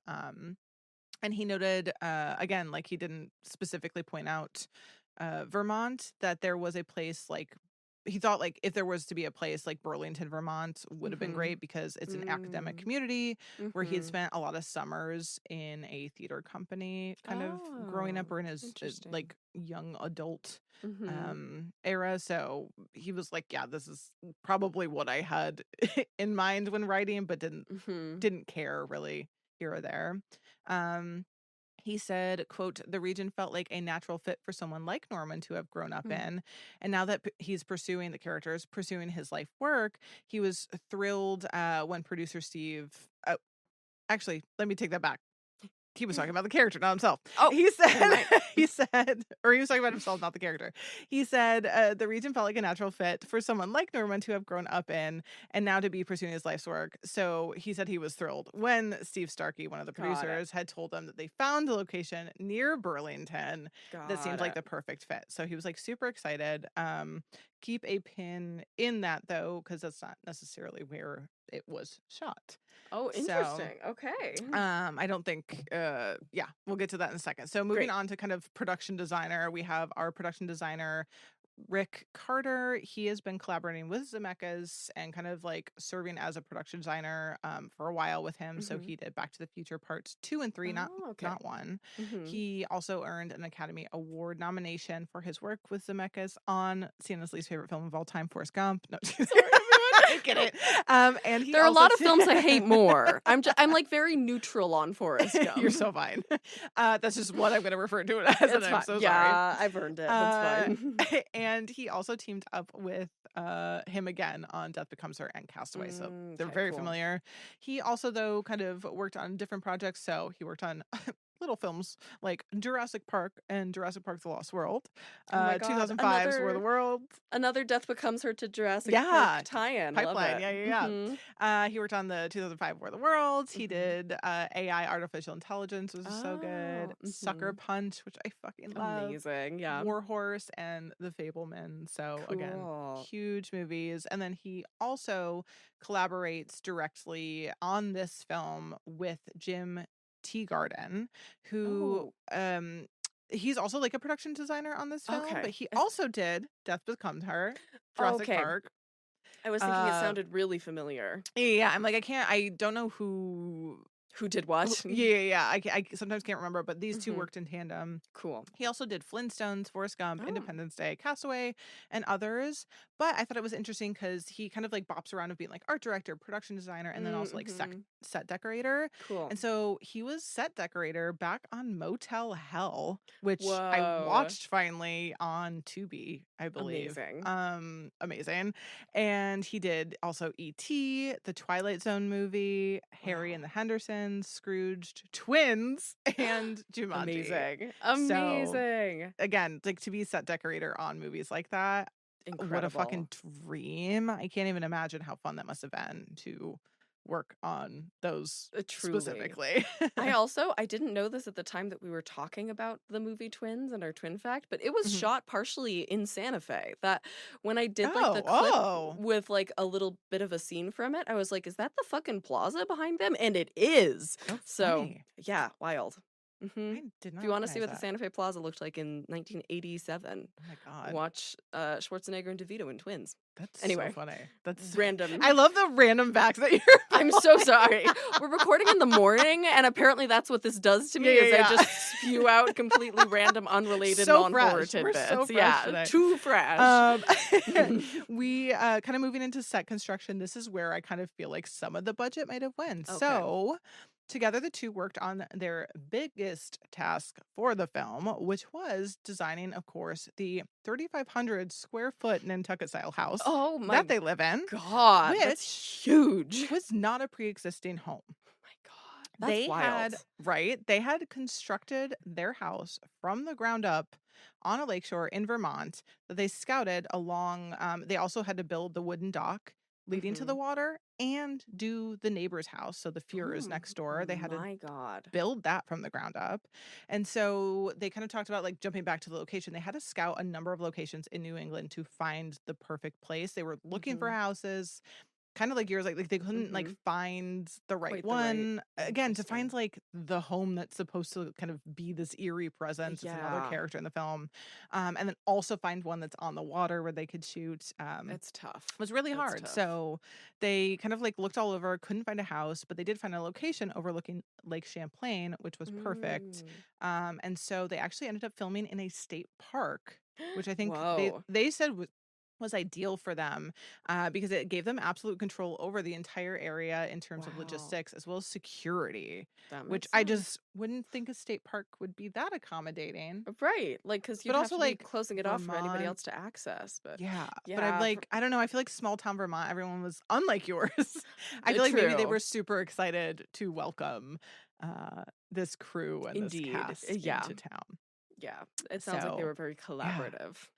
So they built the house on location so they could get all Crazy. those shots. But they also built a complete duplicate, both exterior and interior of the house, entirely on sound stages in LA as Oh my well. God. So Okay, think no about wonder this cost so much yeah, money. yeah, yeah. I was Jesus like, wait till you hear. Christ. I'm like, I'm pretty sure this is where it went. So they had to Yeah. fully do both of these, interior and exterior, two full locations Wow. at the same time. And they really Essentially. do look like real homes. There's a lived-in quality to them that you usually don't I get would with have a set never build. guessed. Yeah. I would have truly never guessed. Yeah, and it's also like a real house kind of layout too. It's not just the like Right. room after room that Right. you usually get with a soundstage. I was gonna say, yeah, there's definitely some films where you're like where and who would have ever built a house like this? I Yeah, don't buy this it. is And it not a does place pull that me any out. real human lives. Yeah. Yeah. Yeah, this one definitely gives it. So, of course, like you kind of talked about for Amityville, it allowed having this house also built on a soundstage allowed for controlled environment. They could shoot scenes at night, during daytime, kind of have all this flexibility with it. Got it. But the Vermont location house, it like I said, it was built real 2 stories. It was structurally sound. It had to be structurally sound. And so the crew kind of had to make accommodations for shooting around things because obviously they couldn't pull out walls. Again, like just like you had talked, the house would have fucking collapsed. So Oh my that's what gosh. the soundstage was for, so that they could Got it. have movable walls and kind of get the shots that they needed to. And kind of along with this, talking about like the bathroom scene, they ended up having to construct 7 different bathtub configurations Oh in my the studio God. to accommodate for like the different water level shots I too, was like with having wondering about tanks. that, especially since they Yeah. have several that are underwater too, which Yes. obviously an actual bathtub is too small for you to do that. So Yeah. yeah. Yeah. So that was, I just think that's crazy. I'm like, oh my God, it makes sense, but it's just like that's not something you would think about when Yeah. you're watching it at the time Right. because I'm holding my fucking breath, to be honest. And Michelle Pfeiffer kind of talks about the bathtub scene. I just have like a little quote from her. She was not a fan of filming those. Yeah, she I can said. imagine. That looked Not a fan. miserable. Terrifying. Yeah. She said, quote, "It was awful. I took some scuba lessons," which I think is so cute because Whoa. I was really uncomfortable in the water. Being in the bathtub was the worst because it was so confined, and I think it was weeks in the bathtub that I'd spent shooting. Oh my God. Poor And being in thing. there for 5 hours at a time, just laying there, is what she said. Oh my God. I feel like you'd have like I'd be so bathtub sores. pruny. Like you'd be so Right? pruny. The amount of time Yeah. that she has to spend not being able to breathe in the tub. Right. Oh my God. That's what I think the scuba Nightmare. lessons were for. Because I like laughed at that at first. I was like, scuba lessons. She's not really like in. And I was like, oh, the bathtub scenes. It's like, yeah, you do have Yeah. to. If you're in there for 5 hours a day, you're gonna have to learn how to control Your your breathing. breathing and how not to Yeah. panic. I think. And Because like, I would, especially I like would when it's over her absolutely. nose. Like I could not do that. I Yeah. could not. Yeah, That's it's very yeah. claustrophobic. But put a pin in water. We will kind Okay. of come back to that in a second, but we're going to talk about our cinematographer. Ooh. I'm trying to think of what we talked about before. I think we might have talked about him before. We have Don Burgess. So he was nominated for an Academy Award and a BAFTA for his. Theo's also chatty this morning. She is. Oh my God. She's like, I have a fun fact about Castaway. Yeah. So he was nominated for an Academy Award and BAFTA for Best Cinematography for Siena's least favorite film of all time, Forrest Gump. Okay, yep, I just get it. And obviously he worked with Zemeckis on 10 other films previously, and in 2024 he received the American Society of Cinematographers Lifetime Achievement Award for his work. So I think it sounds like I don't think he's the one who did Death Becomes Her, because I know that was the same person who won an Academy Award for Who Framed Roger Rabbit. Yeah, I don't have it listed, so I'm assuming no otherwise. Cool. But he did do the 2002 Spider-Man. He did 13/30, Christmas with the Cranks, which is amazing. Enchanted, 2011's The Muppets, and 2014's The Muppets Most Wanted. He also did The Conjuring 2, and then earlier in his career, he was camera department and second unit DP on Batman Returns, Twister, Deep Impact, The Bourne Identity, and one of the Divergent movies in that franchise. I believe the first one. So I just, again, kind of love where people have start and then what they kind of grow up to do. So I want to talk about a little bit of, visual storytelling and camera tricks. So that's where we kind of come back with the idea of Michelle Pfeiffer feels like she was kind of acting with them as scene partners. So we have some fun little things, little nuggets I'm going to drop in I was able to find. So one of the big things in every film, but in this one specifically, are camera angles. So something that Dawn and Zemeckis kind of talked about was mapping out where the cameras were going to be and what the angles were going to be, which is obvious. But I don't know if you noticed this.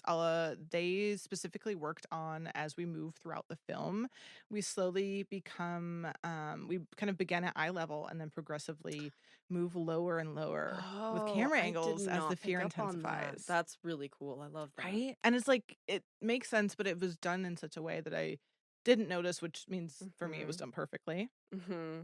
We also have like the biggest challenge for Dawn, which was the multiple mirrors that we get in this, because as we know, you have to hide a lot of things without revealing them, like, and the crew just standing in the background of things. So it was a big challenge for them.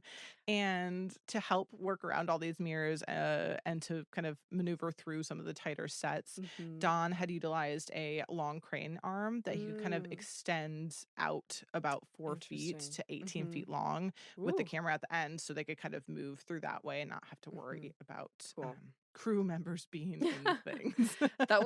I took a specific note on how stunning several of the mirror shots are in this film. They really use them to the greatest possible advantage. Yeah, it's something like like sometimes this film, I always like forget pieces of it till I watch it again. I'm like, oh yes, this is why I keep coming back to this movie. Yeah, those mirror shots are killer. Yeah.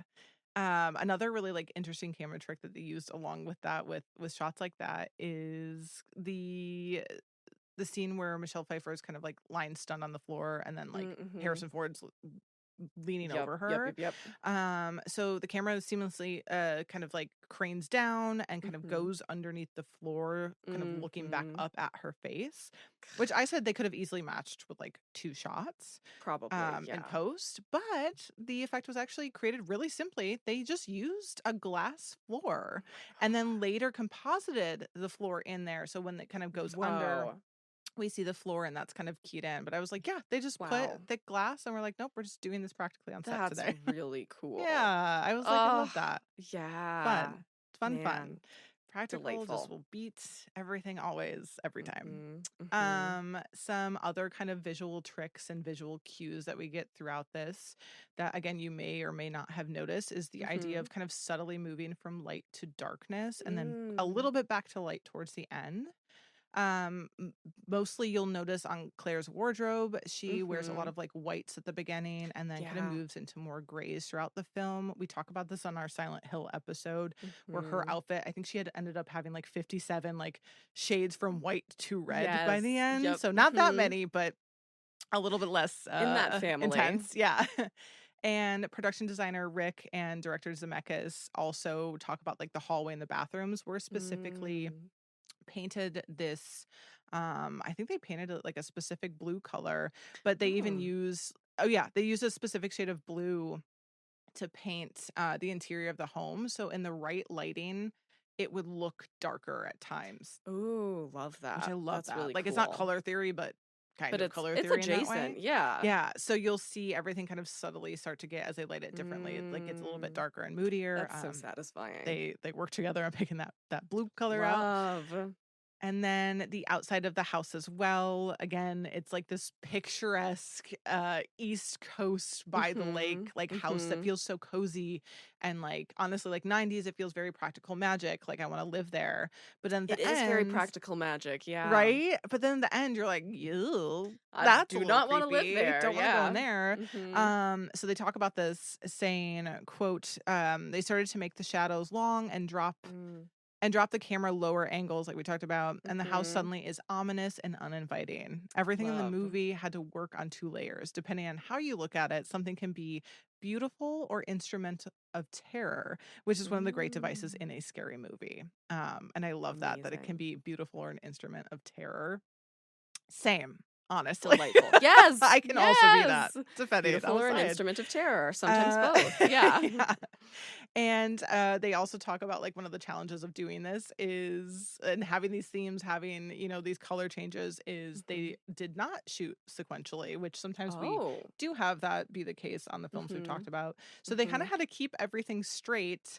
And production designer Rick said sometimes they would even film different parts of the same scene at different times on the opposite coast. So they would be filming one thing in Vermont and then filming the same thing on the studio in LA. So it was really hard. He said it was a nightmare. Yeah, continuity nightmare. That's exactly what he said. Yeah.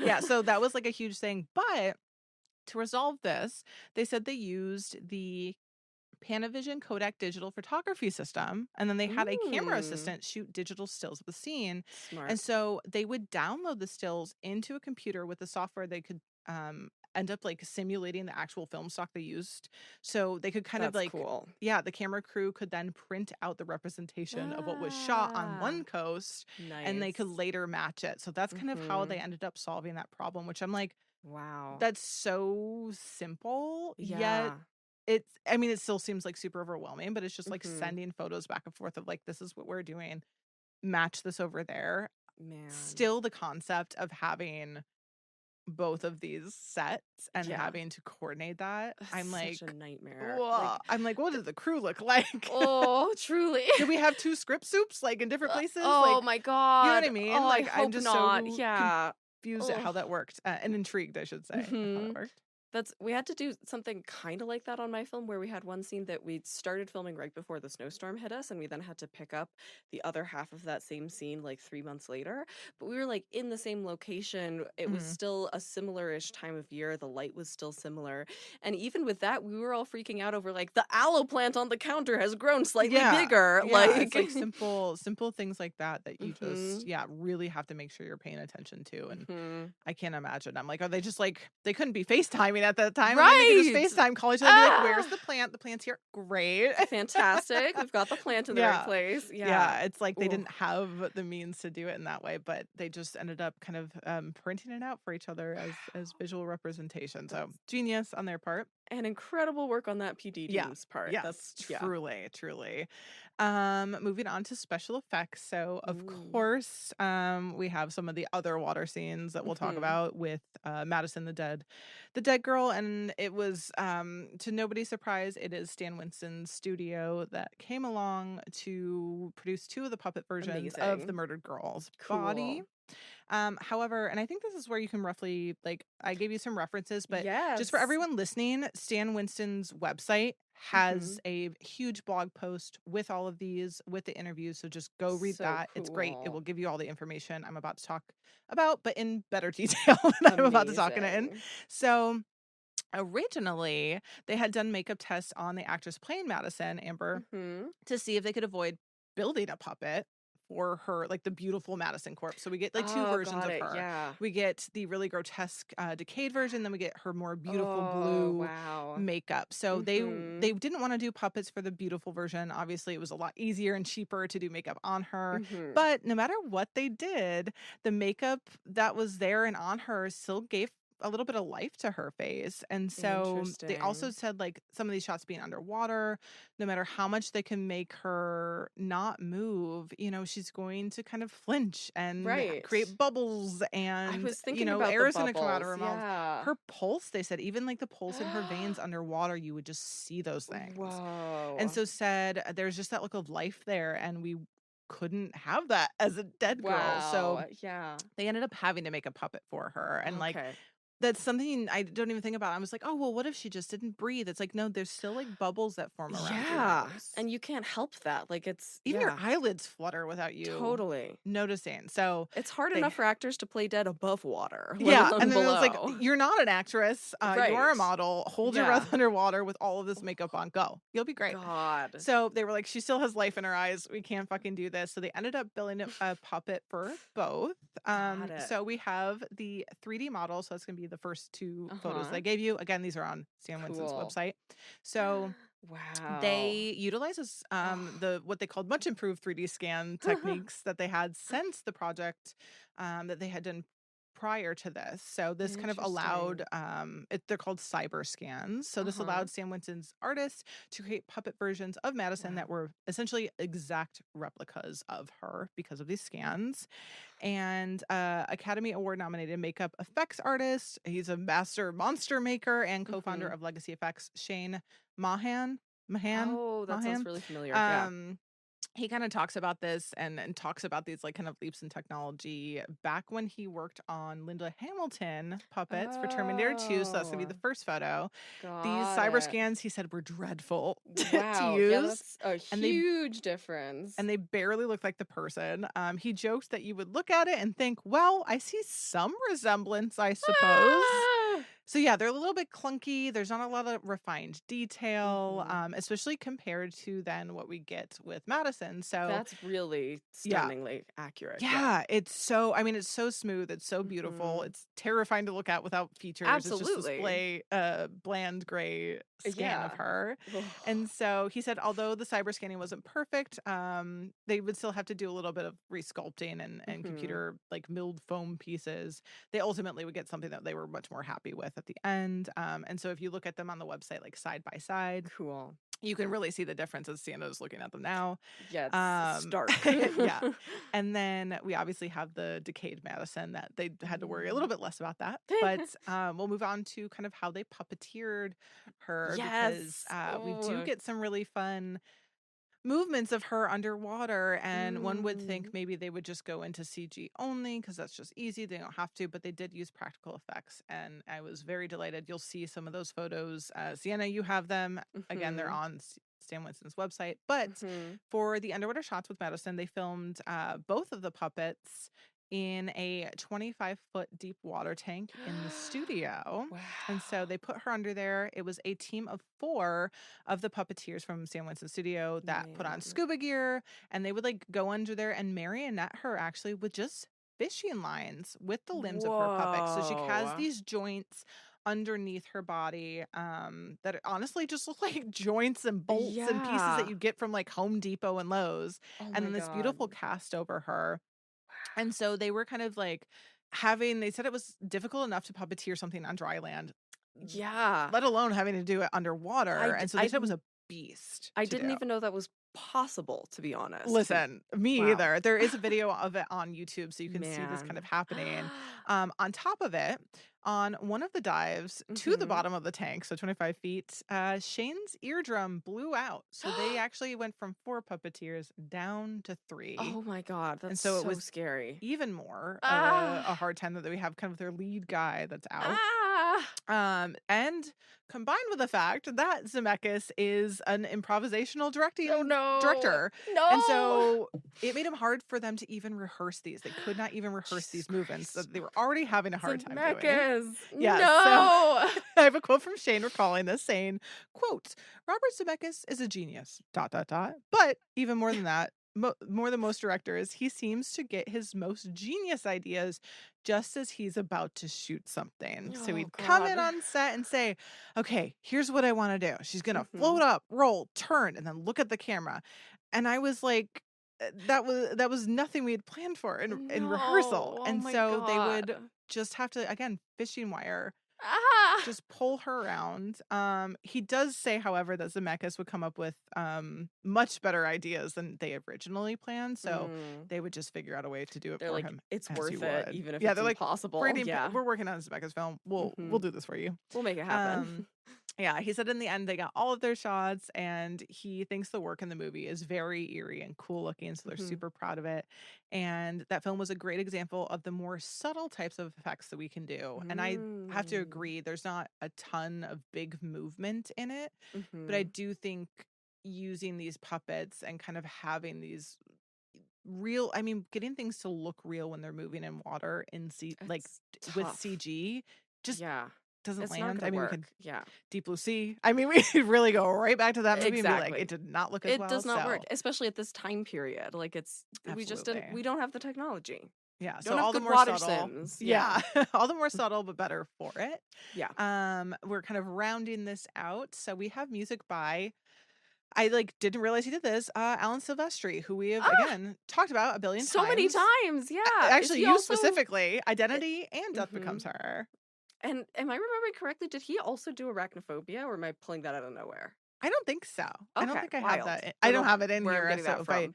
Sometimes you would have, but sometimes IMDb lists are so long that it's true. I will skip something and be like, how? But he did do Who Framed Roger Rabbit, of course, Back to the Future franchise, Forrest Gump, Castaway, Night at the Museum, and is the main composer of a lot of Marvel movies, including The Avengers, Avengers Infinity War, and Endgame. And then he also will have scored Avengers Doomsday, which is coming out in December, and I am so fucking excited to see. I got my tickets the day they went on sale. Amazing.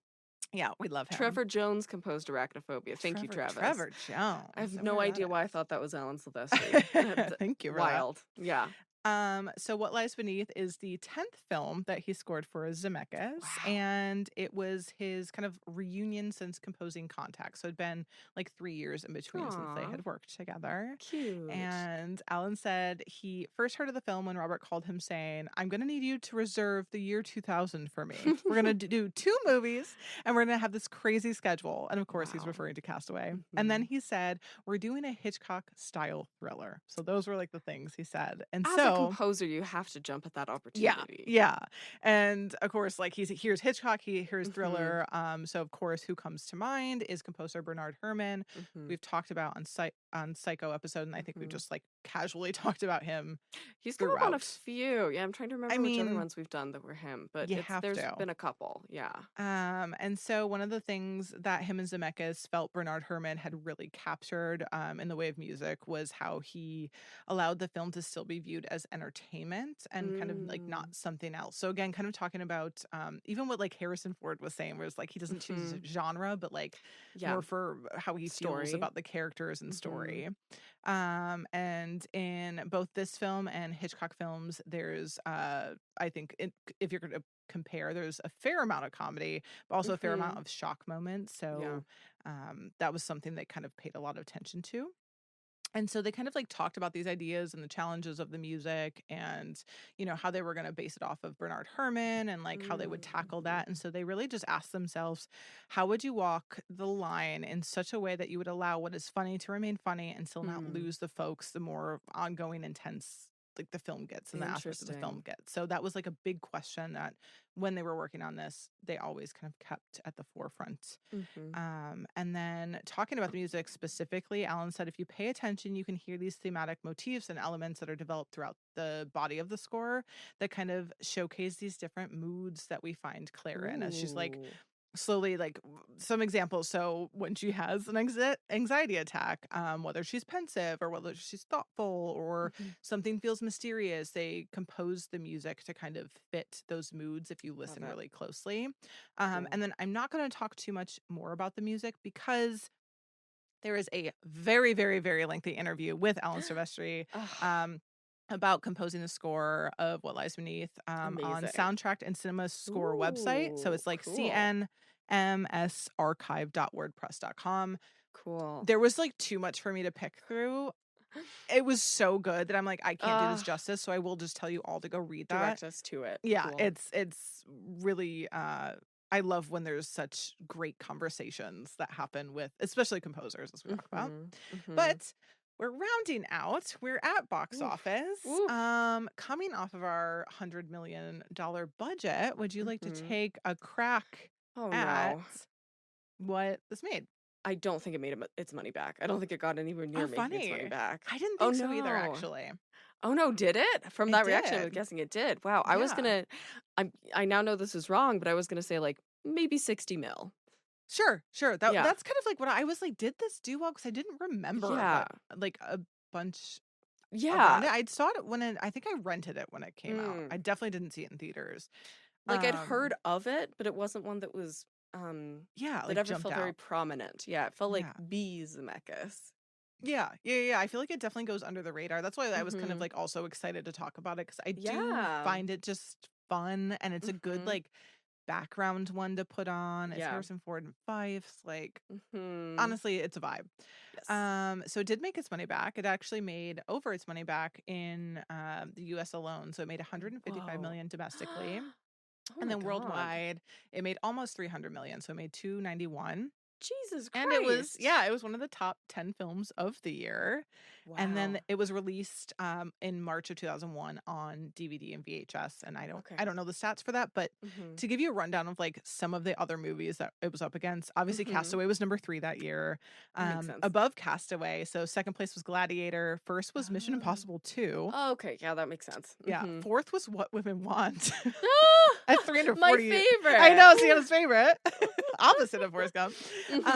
Dinosaur, How the Grinch Stole Christmas. Oh, incredible. Meet the Parents, The Perfect Storm, which Harrison Ford there you had go. turned down. X-Men, and then What Lies Beneath came. And then right below that is Scary Movie, which I find funny. Unbreakable's on that list. Wow. There was like a lot of really big year. Yeah. Shit. Yeah. Interesting. So it tucked right in there, and I think it is funny because I don't feel like it's talked about. No, not at all. And coming back to audience and critics and the fact that you kind of didn't get things spoiled for you, unfortunately for the rest of us, critics, there was mixed reviews. Critics really liked the performances. Obviously, they criticized a little bit of Clark Gregg's script. I think there was a lot of elements in it. Honestly, I think it could have boiled down a little bit simpler.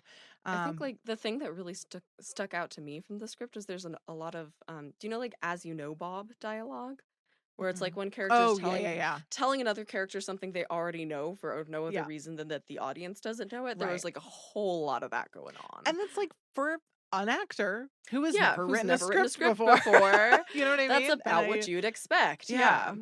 So there was like a lot of comments about that, and I don't disagree with that at all. Yeah, I get that. But the theatrical trailer was criticized the most for spoiling the plot twists, including the identity of the ghosts.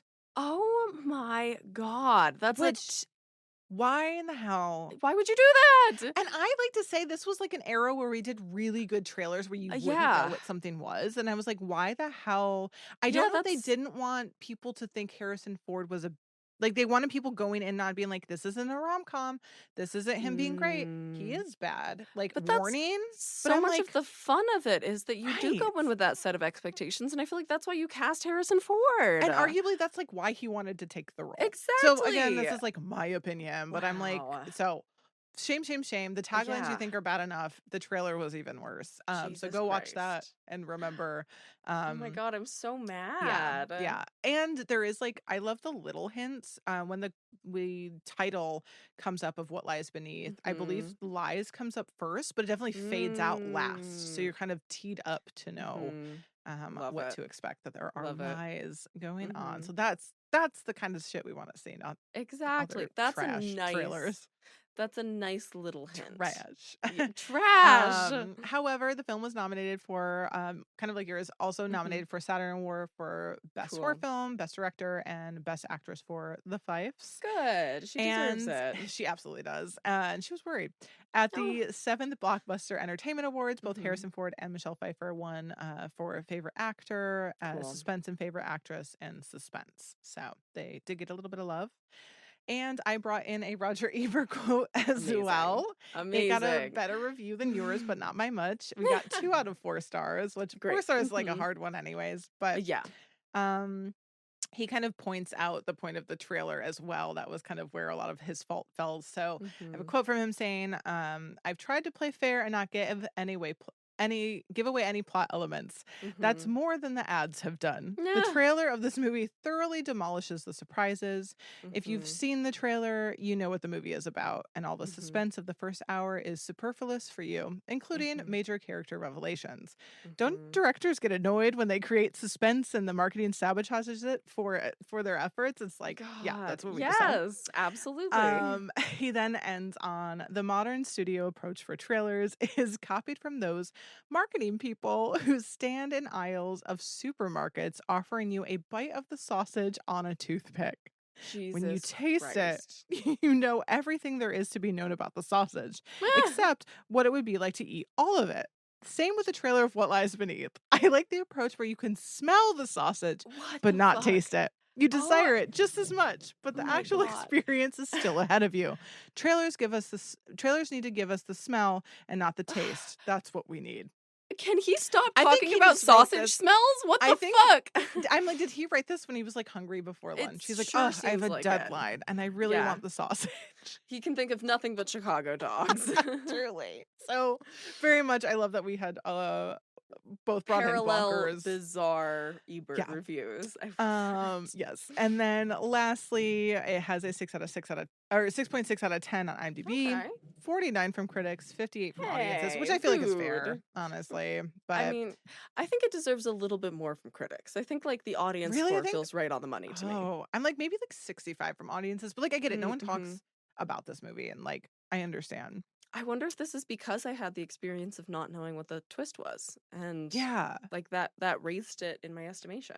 Yeah, it had to have. I think the rest of us are upset. It has a 3.2 out of 5 on Letterboxd, and I brought in a few. To me. Yeah, right. I have a few of the reviews that I thought were funny.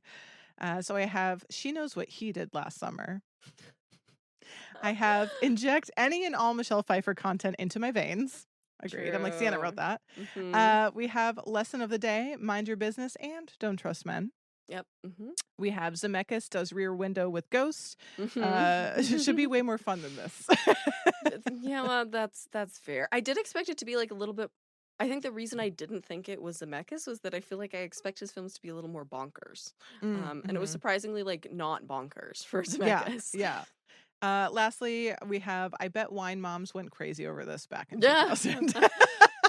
That sounds right. Yeah. But yeah, I feel like to jump back kind of into your experience, I feel like you are one of the very fortunate ones that didn't know anything about it, didn't kind of see the spoilers. And so I'm sure it must have been, like you said, you kind of bump it up because of that. Yeah, very different experience. Because for the beginning, like for the first hour of the film especially, I was baffled because I kept thinking, Harrison Ford's a better actor than this. Like, this is not a great performance. And then the reveal he doesn't came. Get a lot of great reviews on his performance in this either. I mean, Pfeiffer is way better than him in this, but I also then everyone seems to agree. I was very torn because then after the reveal comes, I was like, well, I don't know, actually. Was it that it was a bad performance, or was it that he's playing somebody who is constantly lying but isn't very good at it? And I didn't know that. And so how much of it was that I was picking up on, like, there's something about this that's fishy, but Harrison Ford plays Harrison Ford a lot, Travis says. Yeah, I agree with that. It definitely... And we love him for it. Yeah, it did feel like he was playing Harrison Ford, but then that made the reveal hit harder for me because I was like, wait, but him? Yeah. Like, oh my God, I love that. Yeah. That's so fun. I'm glad you got to have a little bit of a ride. I do a lot of nose sighing, says Jeff. Yeah, there's plenty of that. I do feel that, oh my God, what's his name? In your Harrison Ford? Oh, no. James Brolin. I feel like Brolin did a really I feel like that that was was the what better of this the performance was performance of the 2. supposed to be. Yeah. Yes. Yeah. But again, I also think it's partly like maybe that goes to why Harrison Ford didn't get bad guys a lot. Is I I don't think think he's so very too. good at them. I think he's just so grumpy on the outside that he likes to play silly yeah. goofy, and then like to Yeah. play more something in line with him maybe is not that he's a bad guy, but like playing something a little bit more in that tone is just not. So there was a lot of It's not in criticism his around wheelhouse. him, Yeah. but And I do it's also feel sorry, go ahead. Go ahead. oh no, it's just I love him, so it doesn't matter to me. It's true.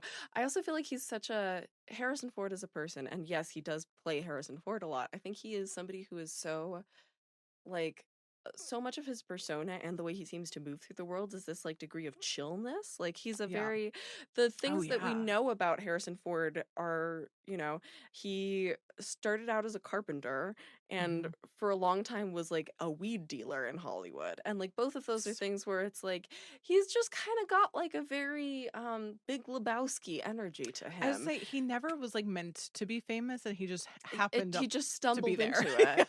And so for somebody whose whole attitude is the sense of like none of it's that big a deal, I Mhm. think it's hard to buy him as a character who is driven by like repression and obsession because I feel like he doesn't have a repressed or obsessed bone in his Right, body. right. Like And even to act it, he's like, "I can't. This yeah, goes he against my doesn't know what nature." that is. Yeah. I hard agree. Hard agree with that. But yeah, so that's what lies beneath. There wasn't like a Love it. ton, but that was, I mean, shit, I talked for an hour 15, Hey, so here we the are. Stan Winston stuff was really cool. I was Yeah. fascinated by that. Again, everyone needs to go. I mean, everyone needs to check that website out regardless. Hmm. But the sculptures they did were so beautiful, and the paint jobs on them They're incredible. were Yeah, so those beautiful. the veins on the pretty version of the corpse, I Hmm. guess, are stunning. Really Yeah, good they're work. really, really good. Hmm. Yay. That was Oh, fun. that was so fun. I Yeah, like that. nice Easy, light little chill. dip. Love it. Yeah. Well, I'm really excited for our next pairing because one of these films was actually I think probably like one of the first 25 films I listed out for like things we should cover at some point on the podcast. And we've just Really? never gotten to Oh it. my God, I don't even Um remember that. You saying that. It's Oh. yeah, it's so I suggested a pairing based around like removal of senses and like horror where senses are not accessible. And so I'm going to cover Wait Until Dark from 1967, which if you have not heard of it and I feel like a lot of people haven't, it Mhm. is one of the final films that young Audrey Hepburn did. It was the last film before her semi-retirement, which went on for a long time. And she's fantastic in it. And she plays a blind character who's being hunted. And so we were kind of thinking about a pairing based around that. And Al came up with a Yeah. brilliant pairing for that, Also, I just want to note this will be my first Audrey Hepburn film which is ever. incredible. It's also, I think, going to be I'm Dana's first. And really, I'm very pleased for both of I'm you really because excited. it's her performance is incredible. And I first saw this film when I was maybe I think it was like in the same period of time that my mom was showing me a bunch of horror. And Ooh. so I was like maybe 9 to 11 and I haven't watched it since then, but I remember at the time it freaked me out as much as Psycho did, if not possibly a Wow. little bit more. Ooh, I'm Like this excited. film really got under my skin. I don't know how it's going to stand up as an Ooh. adult, but it Sure, really, sure. yeah. It's exciting to Um, see though. That's like kind of the fun is revisiting some of these totally. movies. But yeah, I'd never heard of it, and this will probably be my only Audrey You're only Hepburn. Audrey? It's just not my Certainly the vibe, only one you on the know? podcast, yeah, Yeah, at least on definitely on the podcast. mhm. And then yeah, we were kind of thinking of senses, and there's a film that immediately came to my mind actually from that I've not seen, so I haven't seen either of these. Ooh. But I thought it was kind of timely, even though he's not Mhm, directing the one that's coming out right now. But from director Fede Alvarez, who did the mhm, remake, the 2013 Evil Dead, because I know mhm. Evil Dead, was it Burned? Is in Yes, Evil theaters right Dead now, Burn, mhm. which I really want to see. Me But too. the film Don't Breathe from 2016 that Mhm. Fede Alvarez directed, produced by Sam Raimi, and I didn't realize too, it's not filmed in Detroit, but it takes place in Detroit, Oh, I love and that. it centers around, oh my God, what is it?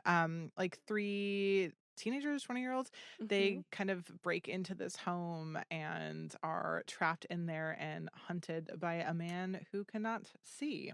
Oh, this is And such a good so pairing. Yeah. I am super excited to see because it seems to have great reviews as well. And I Both feel of like, these do. They're both like really, underrated. yeah, really acclaimed and underrated. And I think it's like a very specific, it's a horror concept that I feel like is underused actually. Hmm. Because I think it's for a lot of us, I feel like losing one of our senses is like a major fear.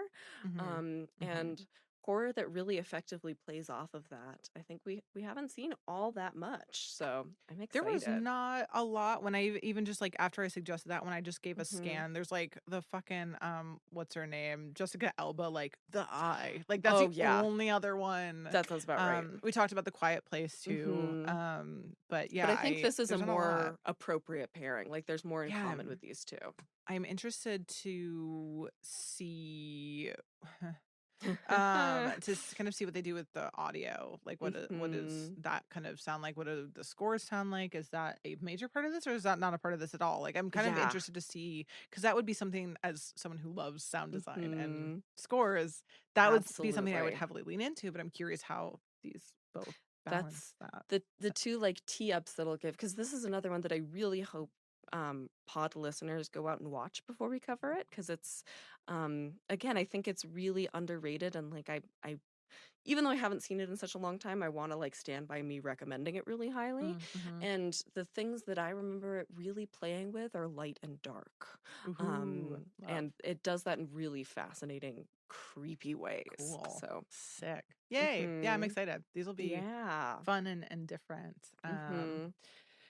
Yeah, I don't know. That feels I think that's it. Do we have any other housekeeping we need to do? no, just everyone go sign Um, up on our link tree to join the Brothers of the Itchy Whiskers Itchy Society with us. Whiskers. Yes.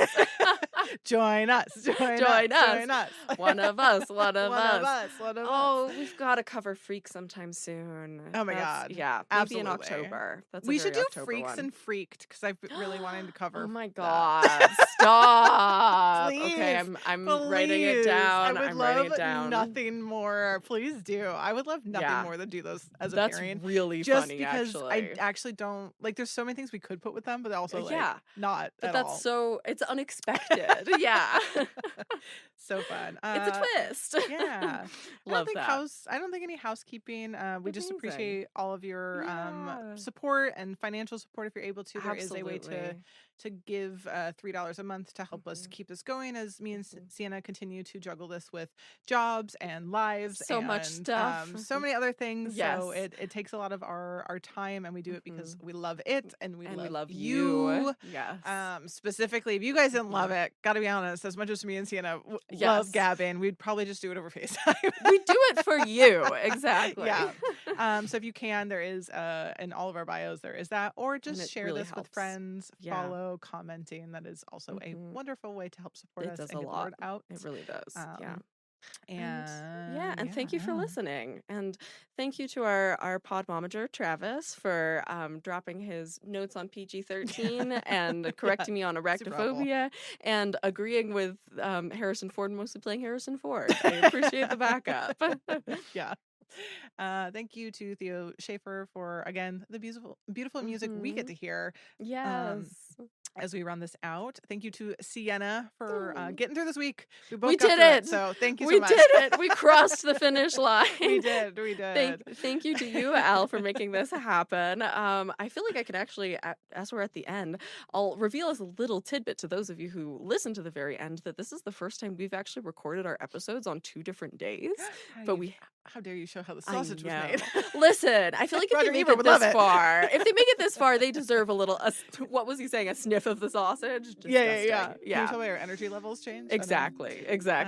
Yeah, that's a fun little Easter egg, actually. Yeah. So for those of you who made it that far, and thank you, Al, for coming up with a brilliant "Don't sniff itchy sausage." Oh my Travis. God. Gross. Christ. No. Really, don't stay to the end now. Yeah. Really, time for us to get the really hell took that out gift of right here. away. Yeah. Yikes. Thank you, Al, for making this happen and for bringing in such juicy tidbits. I loved getting the Stan Winston facts. It was really fun. And until next time, this has been Splice and Splatter, the podcast where classic horror It's modern gore. And until next time, we'll be